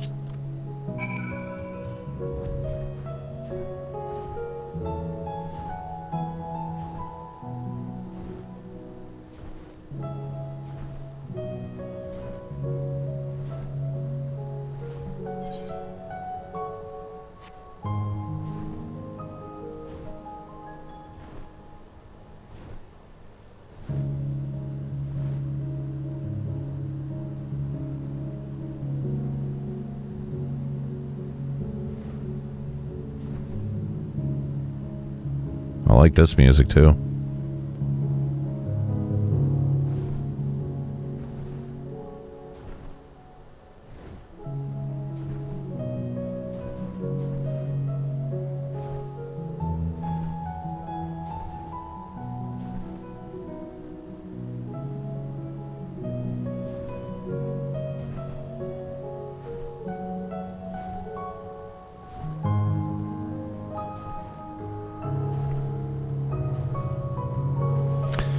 Oh, you're delivering that Aniero to us. I'm afraid there's been a change of plans. We already have all the beasts we require here. Instead, this one is to go to the Imperative to the west. Please see to it that the handler is on duty. I'm not even going to try to pronounce that. If you encounter trouble along the path, return here and I'll set you right wise.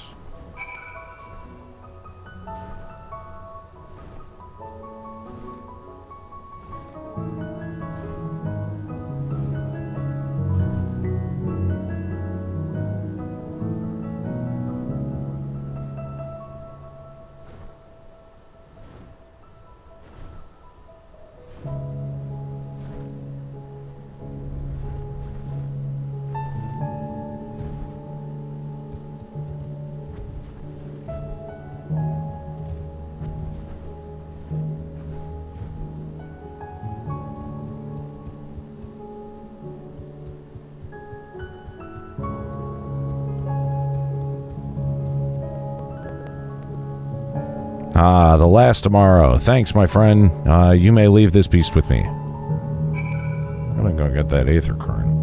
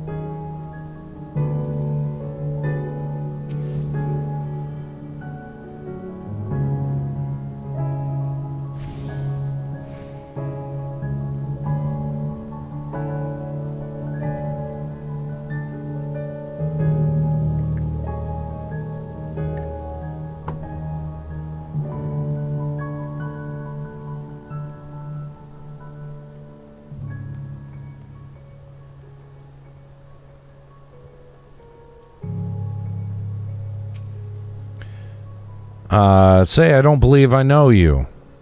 Did you join the guard recently? Ah, so that's the way of it. Well, you managed to arrive, and that's all that matters in the end. I bid you welcome to the Hostile Imperative. It's one of our key strongholds in Lakeland. The first thing you'll want to do is report to the captain. You'll find her at the lookout across the way. What's going on, Morgan Freeman? How's it going?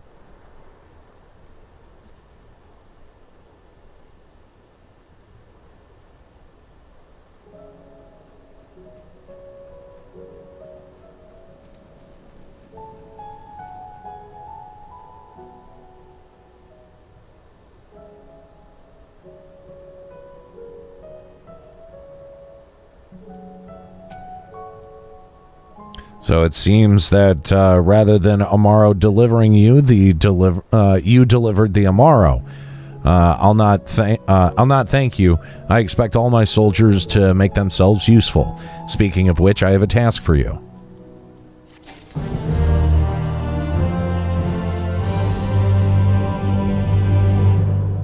Ah, Morgan Freeman is addicted to Wasteland 3. I've heard good things.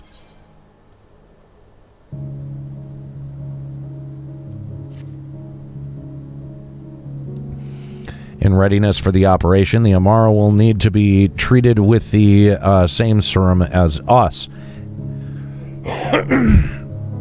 Excuse me. As you all know, however, it's not pleasant. The odor in order to coax them into taking it, we have sprinkled it on their fodder. All that remains is to feed it to them. A task I am sure you will enjoy. Fetch the fodder from the Amaro launch and see to 4 of the beasts. Okay.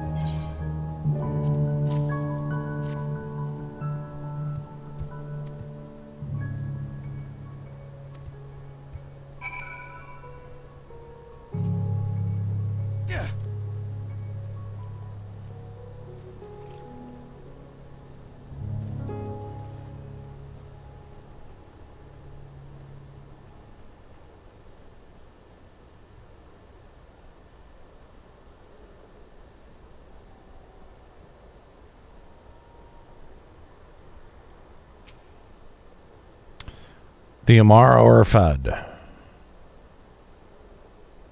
Good. The rest have already been dosed, so we need not fear any of our mounts succumbing to the dream powder. All units have now entered the final stages of their preparation. The time is nigh. Make ready and await deployment atop the main watchtower. I will send your uniform along as soon as it arrives. That is all. May night smile upon us.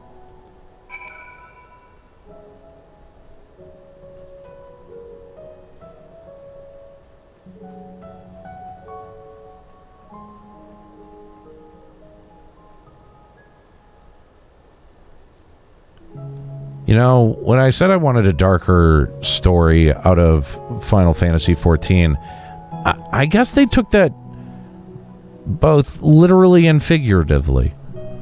Like, the themes are much darker, and also it's literally dark.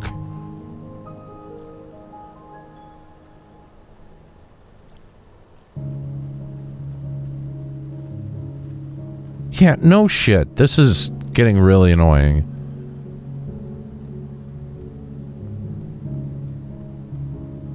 No? Okay, what the fuck?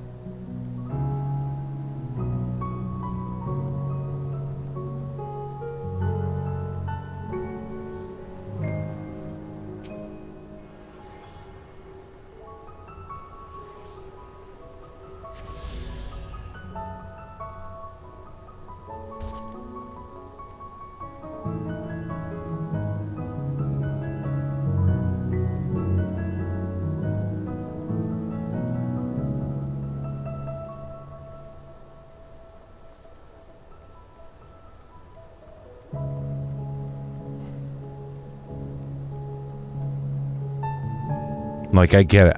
I get it. Darkness. Shadowbringers.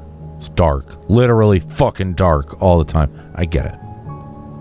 I get it.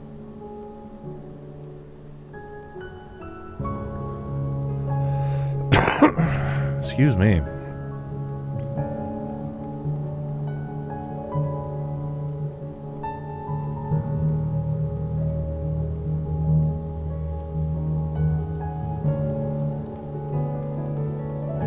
Oh my god, am I gonna have to go all the way to the fucking top of this thing?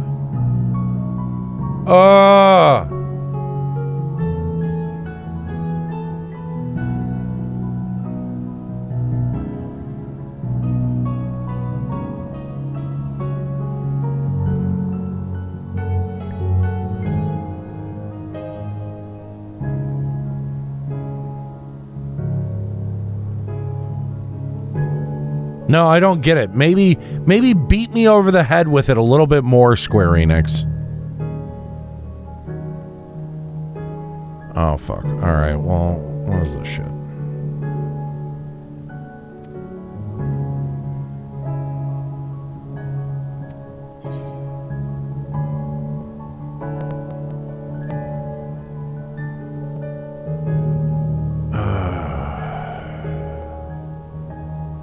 Is this going to be a whole thing? I'm starting to lose energy, and I'm not sure if this is a good place to stop or not.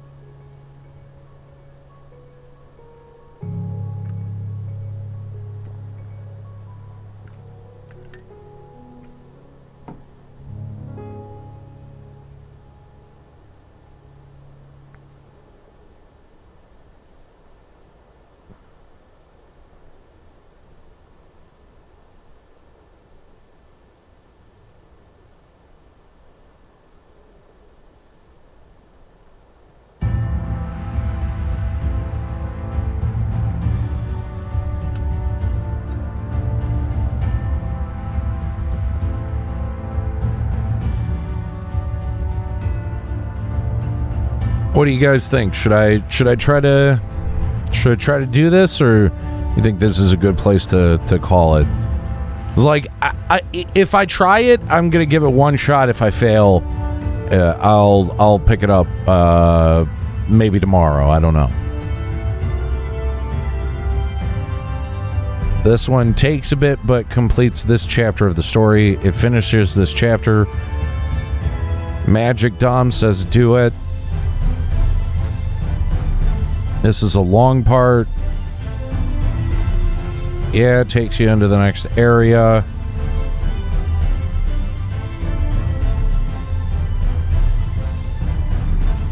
Squig says, why not? Because I'm tired, that's why not. Alright. I'm going to give this one shot. That's it. One shot. If I fail, I fail.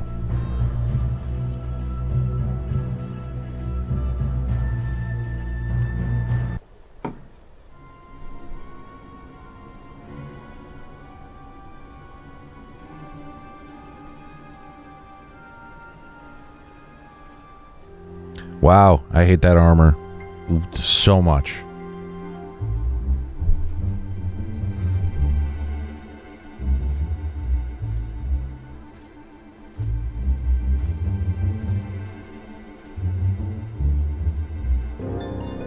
Keep moving.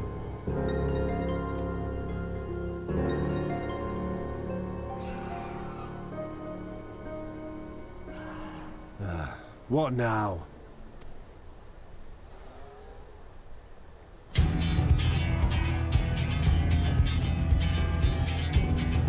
The Crystarium at a guess. Desperate fools. It'll take more than a handful of overgrown lizards to ground us.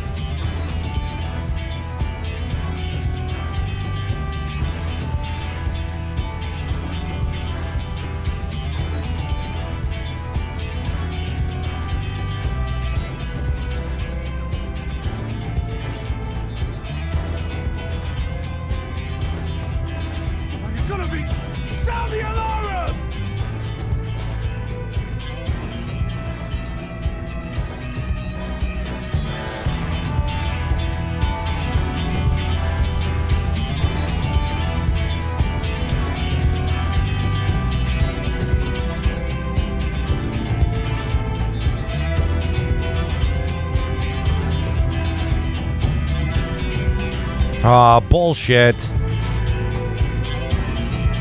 No, this shouldn't be allowed. I should be able to keep my fucking head. Captain, the powder has taken effect. It is time. Let us free the Oracle from their clutches.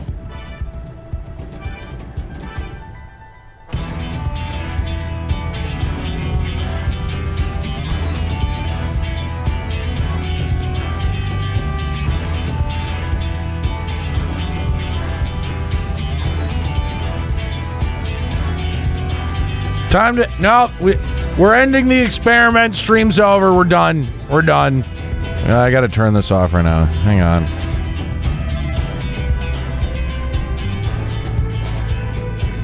I'm kidding. I'm kidding.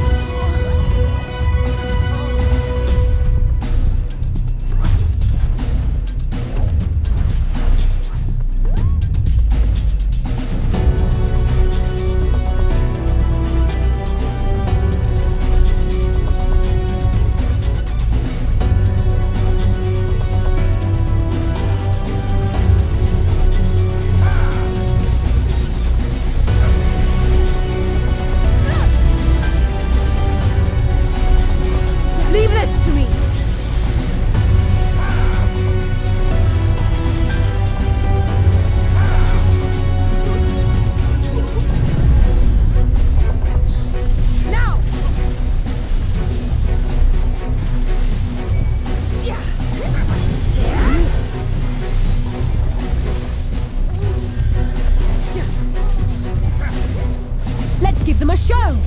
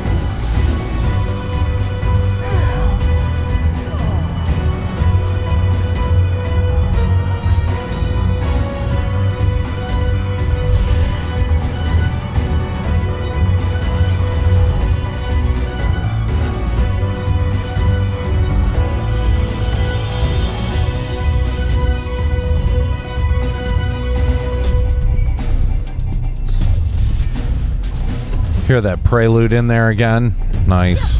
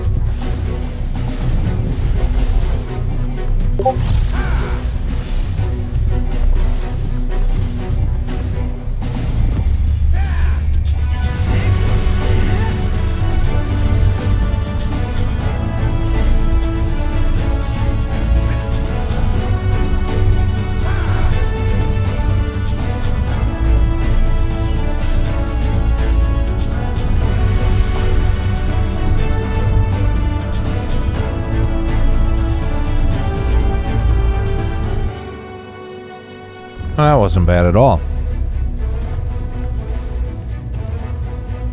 Thank you. Are you from the Crystarium? Correct. We've come to rescue you. Your weapons, made to the same specification as Thancred's. Be ready to use them. Understood. Please lead the way.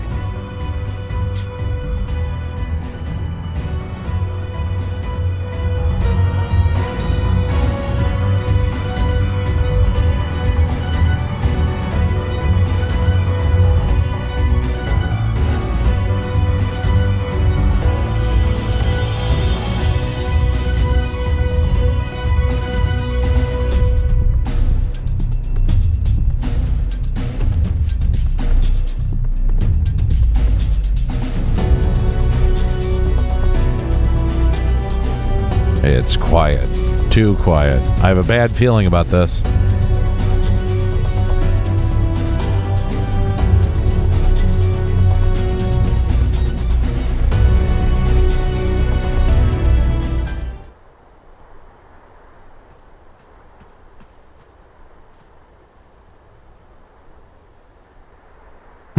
Brazen thieves. You will regret coming here.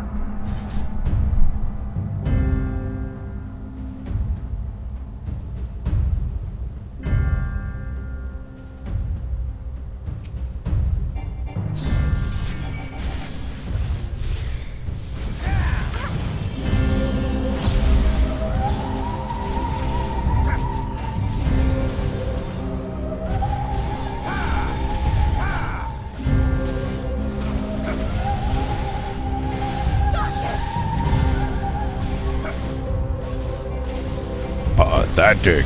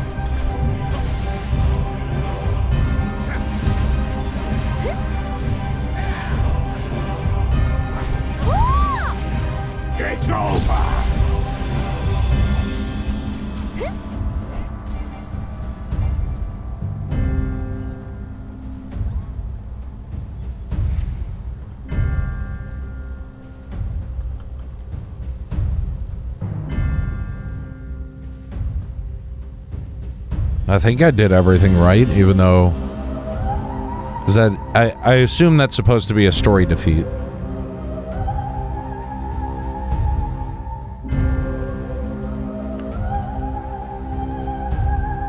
Yes.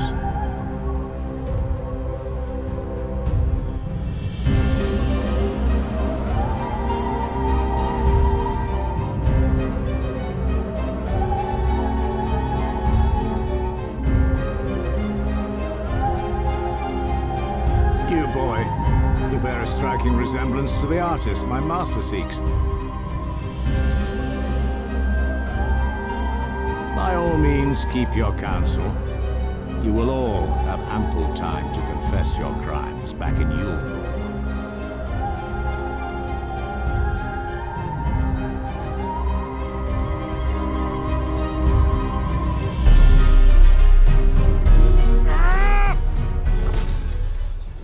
Thancred.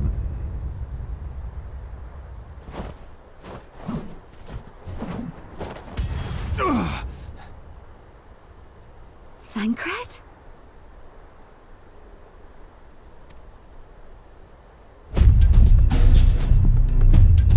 So, you are the wretch who stole her from us. And what if I am?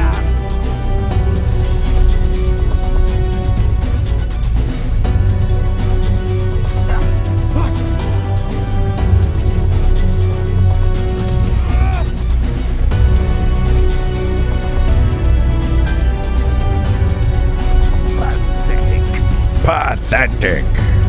Vermin such as you are not worthy of the Oracle.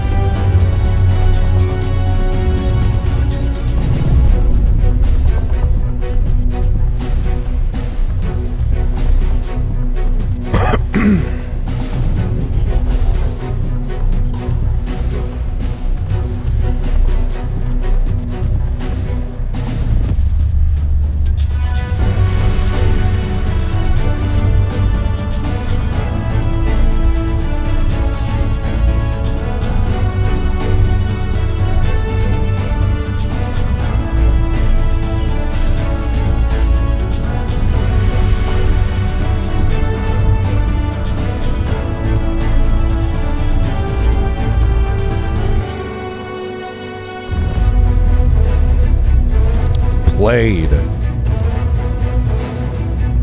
Break!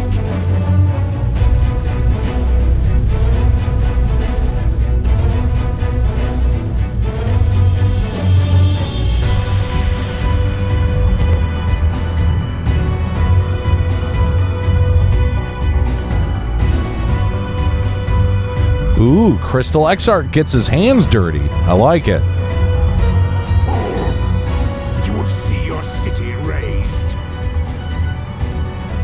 I would sooner see it razed than conquered. Suffice it to say, we are ready to receive you. What now, Exarch? Will you face me yourself?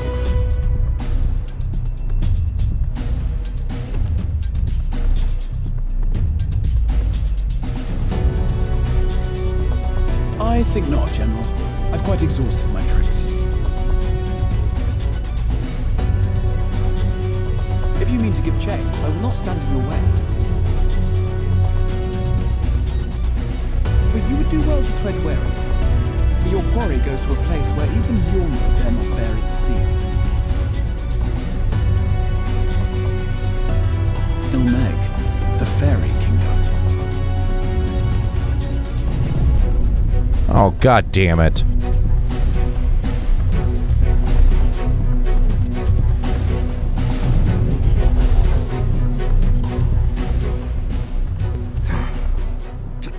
Mountain of indolence still had the energy to unleash his hounds. Even the most pointless of conflicts may alter a world's course. And now the plan has gone awry.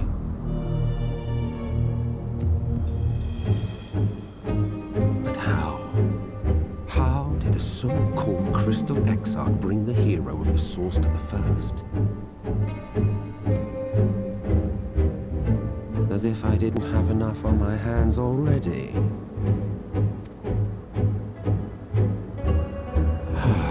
Oh, this prick. Then again, with a soul such as that, mayhap there is another way. One which does not require bloodshed.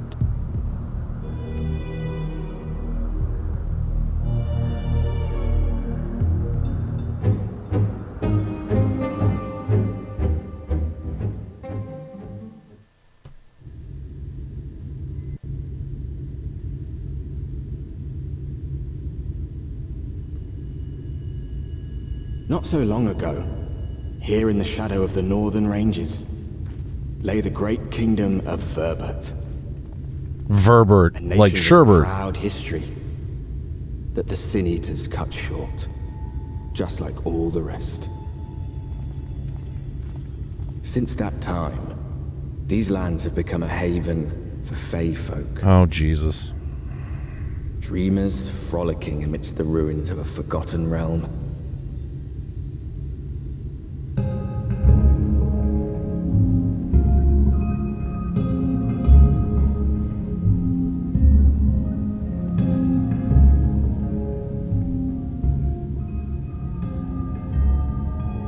We should be safe enough here.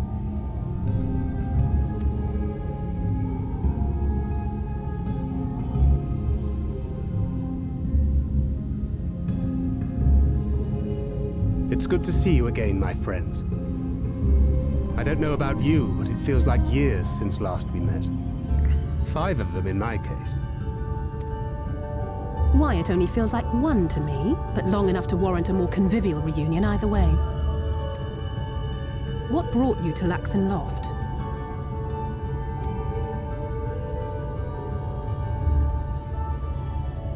The girl, Minfilia, she and I were traveling together, hunting Sin Eaters. But as we were nearing Lakeland, she abruptly ran off on her own. I found her too late to stop the Eulmorans from taking her prisoner. And as I was considering rescue options, I observed that the Crystarium was on the move. So I consulted the Exarch, who apprised me of the details of the operation and issued me certain instructions. Should the situation take a turn for the worse, I was to see you all safely to Eulmore. And here we are. Urianger has called this place home for a while now. Yet we have never called upon him, I am ashamed to say. 'Twas only at the Crystarium that we met. Hardly surprising. This is not the sort of place one visits on a whim.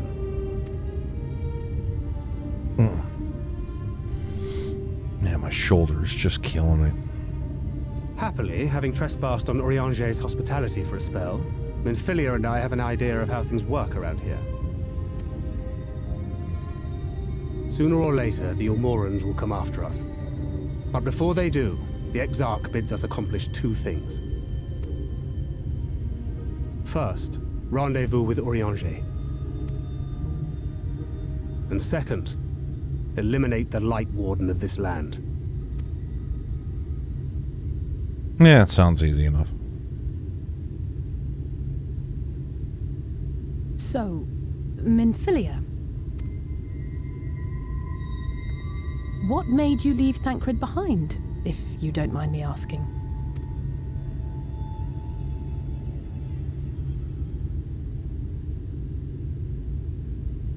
You.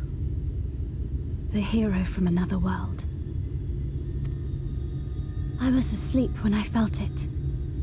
A presence. Someone I was meant to meet. They were close and I knew I had to go to them. But with all the commotion in Lakeland, I was afraid that Thancred wouldn't let me. And would I have been wrong? Had I arrived a moment later, you would be back in your cell in Eulmore. And now we have Ranjit snapping at our heels. You really have outdone yourself this time. Cranky Thancred is cranky. I'm sorry. Thank you for saving me.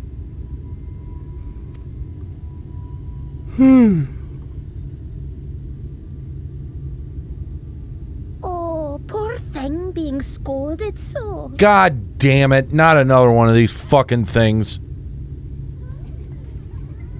Poor thing. Poor thing. Oh, you fucking cunt! Who said that? Show yourselves. Come now. Put away that frown and have some fun with us. Absolutely not. Yes, let's have some fun. Lots and lots of fun. Which way was it to Urianger's?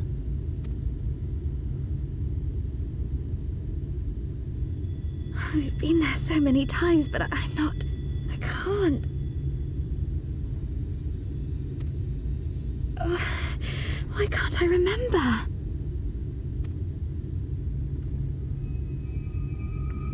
Damn it all. We're already caught in their spell.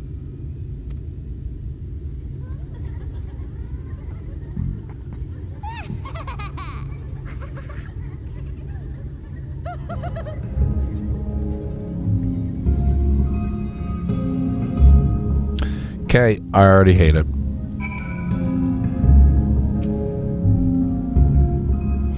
Ilmeg is the fairy kingdom, and one might expect is home to the Fae folk. The most prominent among them are the pixies, who have a penchant for making mischief. They use powerful illusions to play tricks on all those who venture into their domain. By way of an example, they can make a familiar path seem wholly unfamiliar, or lead you to believe you're somewhere you're not. And we are now, I am sorry to say, entirely at their mercy.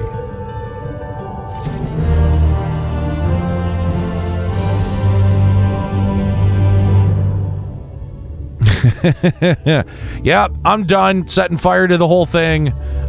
This was an interesting experiment, but I go no further than this. This is dumb. No, I'm kidding.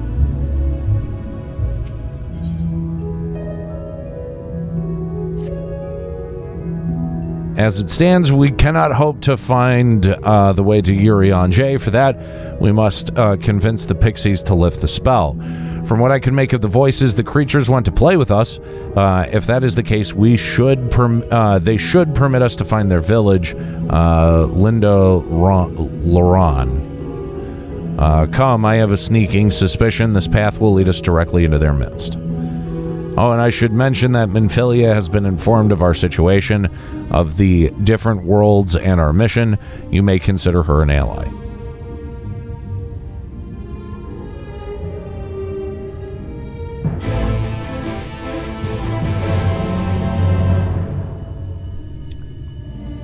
Thanks, I hate it. Okay, guys, I'm gonna be honest with you. You got an hour and a half longer out of me than I was planning to stream tonight. I was planning to wrap up at 9 o'clock, and I was having so much fun hanging out with you guys and chatting with you and playing through Shadowbringers. This part made me flash back to the other one, the bad one. I was having so much fun with Shadowbringers that I lost track of time. However, I think I'm going to need to pack my patience for this portion of the storyline. Not looking forward to this. And I think in order to do that, I'm going to at least have to have a full night's sleep. So, I want to thank the 45 of you that have stuck around here all the way to the bitter end. Thank you so much. It's really awesome to have such a warm welcome back here on Twitch. It's nice to be back, even though, I was a bit reluctant to play Shadowbringers and a bit reluctant to come back to FF14. So far, I've been enjoying it. Don't read into it any more than that, but just so far, I've been enjoying it. So, Lloyd, no Fallout 76 tonight. Tonight, it's time for me to fall into bed. There's no Fallout in this young man's future. Anyway, so I want to thank all 45 of you for hanging out. I do want to apologize if the quality of the stream is not what you're used to here at Limit Break Radio.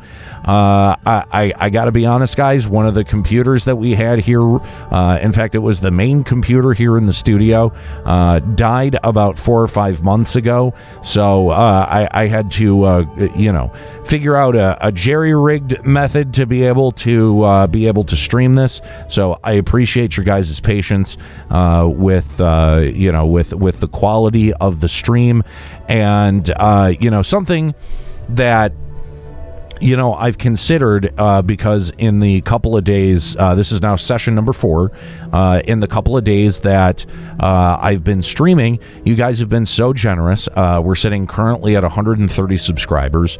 I want to thank Chuckles McBuckles for the bit and for the sub today. Also to Dark Flux for the 25-month resub. But listen, guys, you guys have been so generous, not just with the subs, but with the donations, that I want to try to figure out a way that if you guys feel like being more generous, that I can reward you somehow. So I know that previously here on the channel we have done kind of stunts for fundraising or something like that. I don't know that I'm willing to necessarily eat something gross or drink so much that I become incoherent. That's a bit more of a younger man's game, I have to admit. I don't know that the lining of my stomach could take either one of those things anymore. I am going to be looking into other ways that I can embarrass myself for your guys' pleasure, and to no, not quite, Lloyd. I don't think anyone would be interested in seeing that. But I will find other ways to be able to entertain you guys, and thank you for your gifts, obviously, for being a supporter here of Limit Break Radio. And one of the other conversations that we've had is also, if we were to bring back Limit Break Radio, we would want to obviously be able to fund the project, ideally to pay everyone involved. We're at a very different stage in our life than we were 13 years ago. Some of us have kids and families, and so I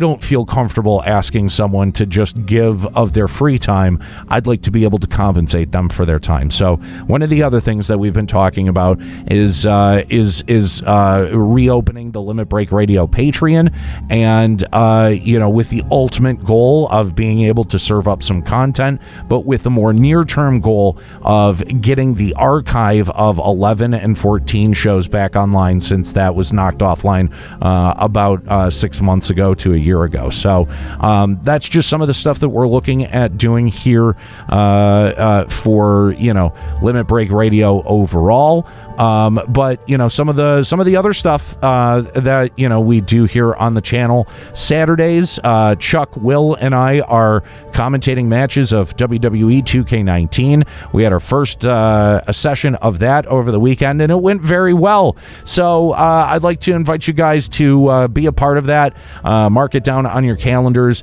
Currently, I think we're doing that Saturdays at 4, but just in general, sometime Saturday afternoons. So that's one of the things that we have going on the channel. And by the way, make sure if you're into professional wrestling, check out the One Fall Show. That's the podcast that I've been working on in conjunction with Chuck Bean of Nerd Radio, as well as some of the other great co-hosts and panelists over there. It's one part professional wrestling chat show. It's also one part quiz show. So if that sounds like something fun that you'd like to listen to, and a fun way to keep up on wrestling news, trust me, it is. I invite you to check that out. That's over at onefallshow.podbean.com. com. And lastly, just, some of the other stuff that's going on here on the channel. I will likely be back tomorrow for some more Shadowbringers and hopefully for some Fallout 76 after that. And, I don't have a real solid schedule for streaming, but I'd like to start one. So be on the lookout for that in the near future. I'll post it on the channel once I have a rough idea of some of the commitment that I can make to being live here on the channel. So that's just some of what I'm thinking about in terms of the longer term here on the channel, and I'm just so thankful for the 40 now 44 of you that are hanging out with me and seem to be so dedicated to seeing the channel come back and even maybe the show come back. So I appreciate all of your feedback and your enthusiasm that you've expressed since now it's almost been a week since I came back. It'll be a week tomorrow, so thank you guys so much. It's really nice to know that in my time doing Checkpoint and doing other things that I wasn't forgotten. So that's always real nice. So anyway, guys, that's going to do it for me. I will be sending a host/raid out to another FF14 channel here in just a moment. Someone with probably less viewers than I have. In fact, you know what? Why don't we try to do that together? Let's find a channel.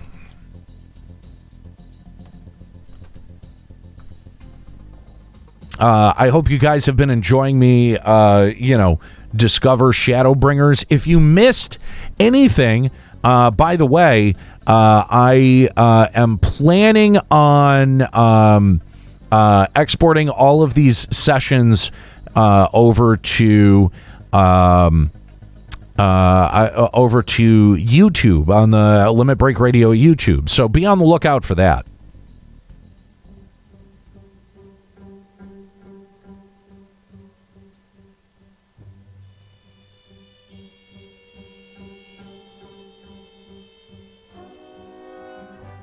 Let's see here.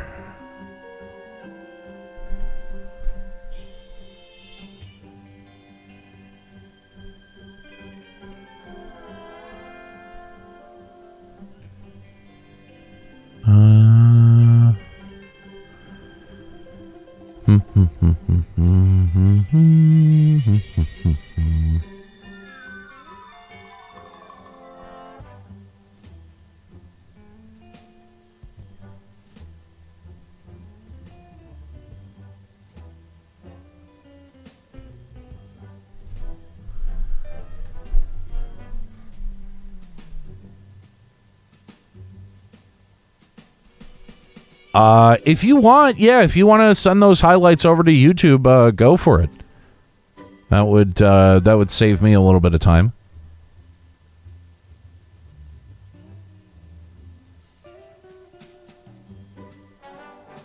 I'm just taking a second to kind of explore my options here. And of course, every channel that I go to is going to have a whole bunch of ads. Nope, not this person. They have an anime avatar. Not doing that. Sorry, that automatically omits you from the running.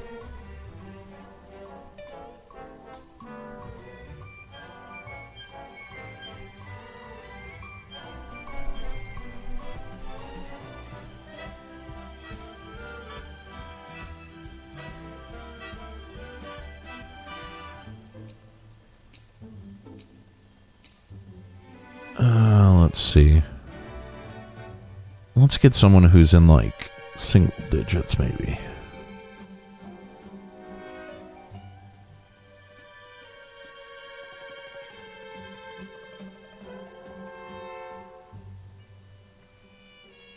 Oh, okay, she heals. That tank is up. Let me see. Where are they?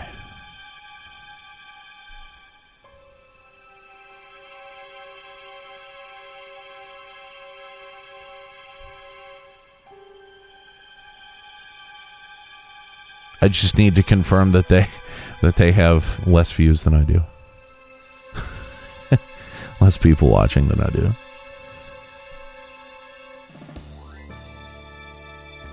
Yeah, looks like it.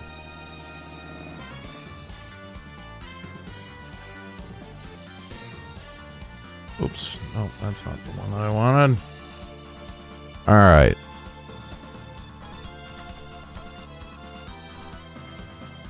Cool. There we go. Guys, I'm sending you over to She Heals, I Tank. I appreciate you guys hanging out with me. It has been fun as always. I will be back likely tomorrow. Make sure you join in the raid and say hi to She Heals, I Tank. Have a great night, guys.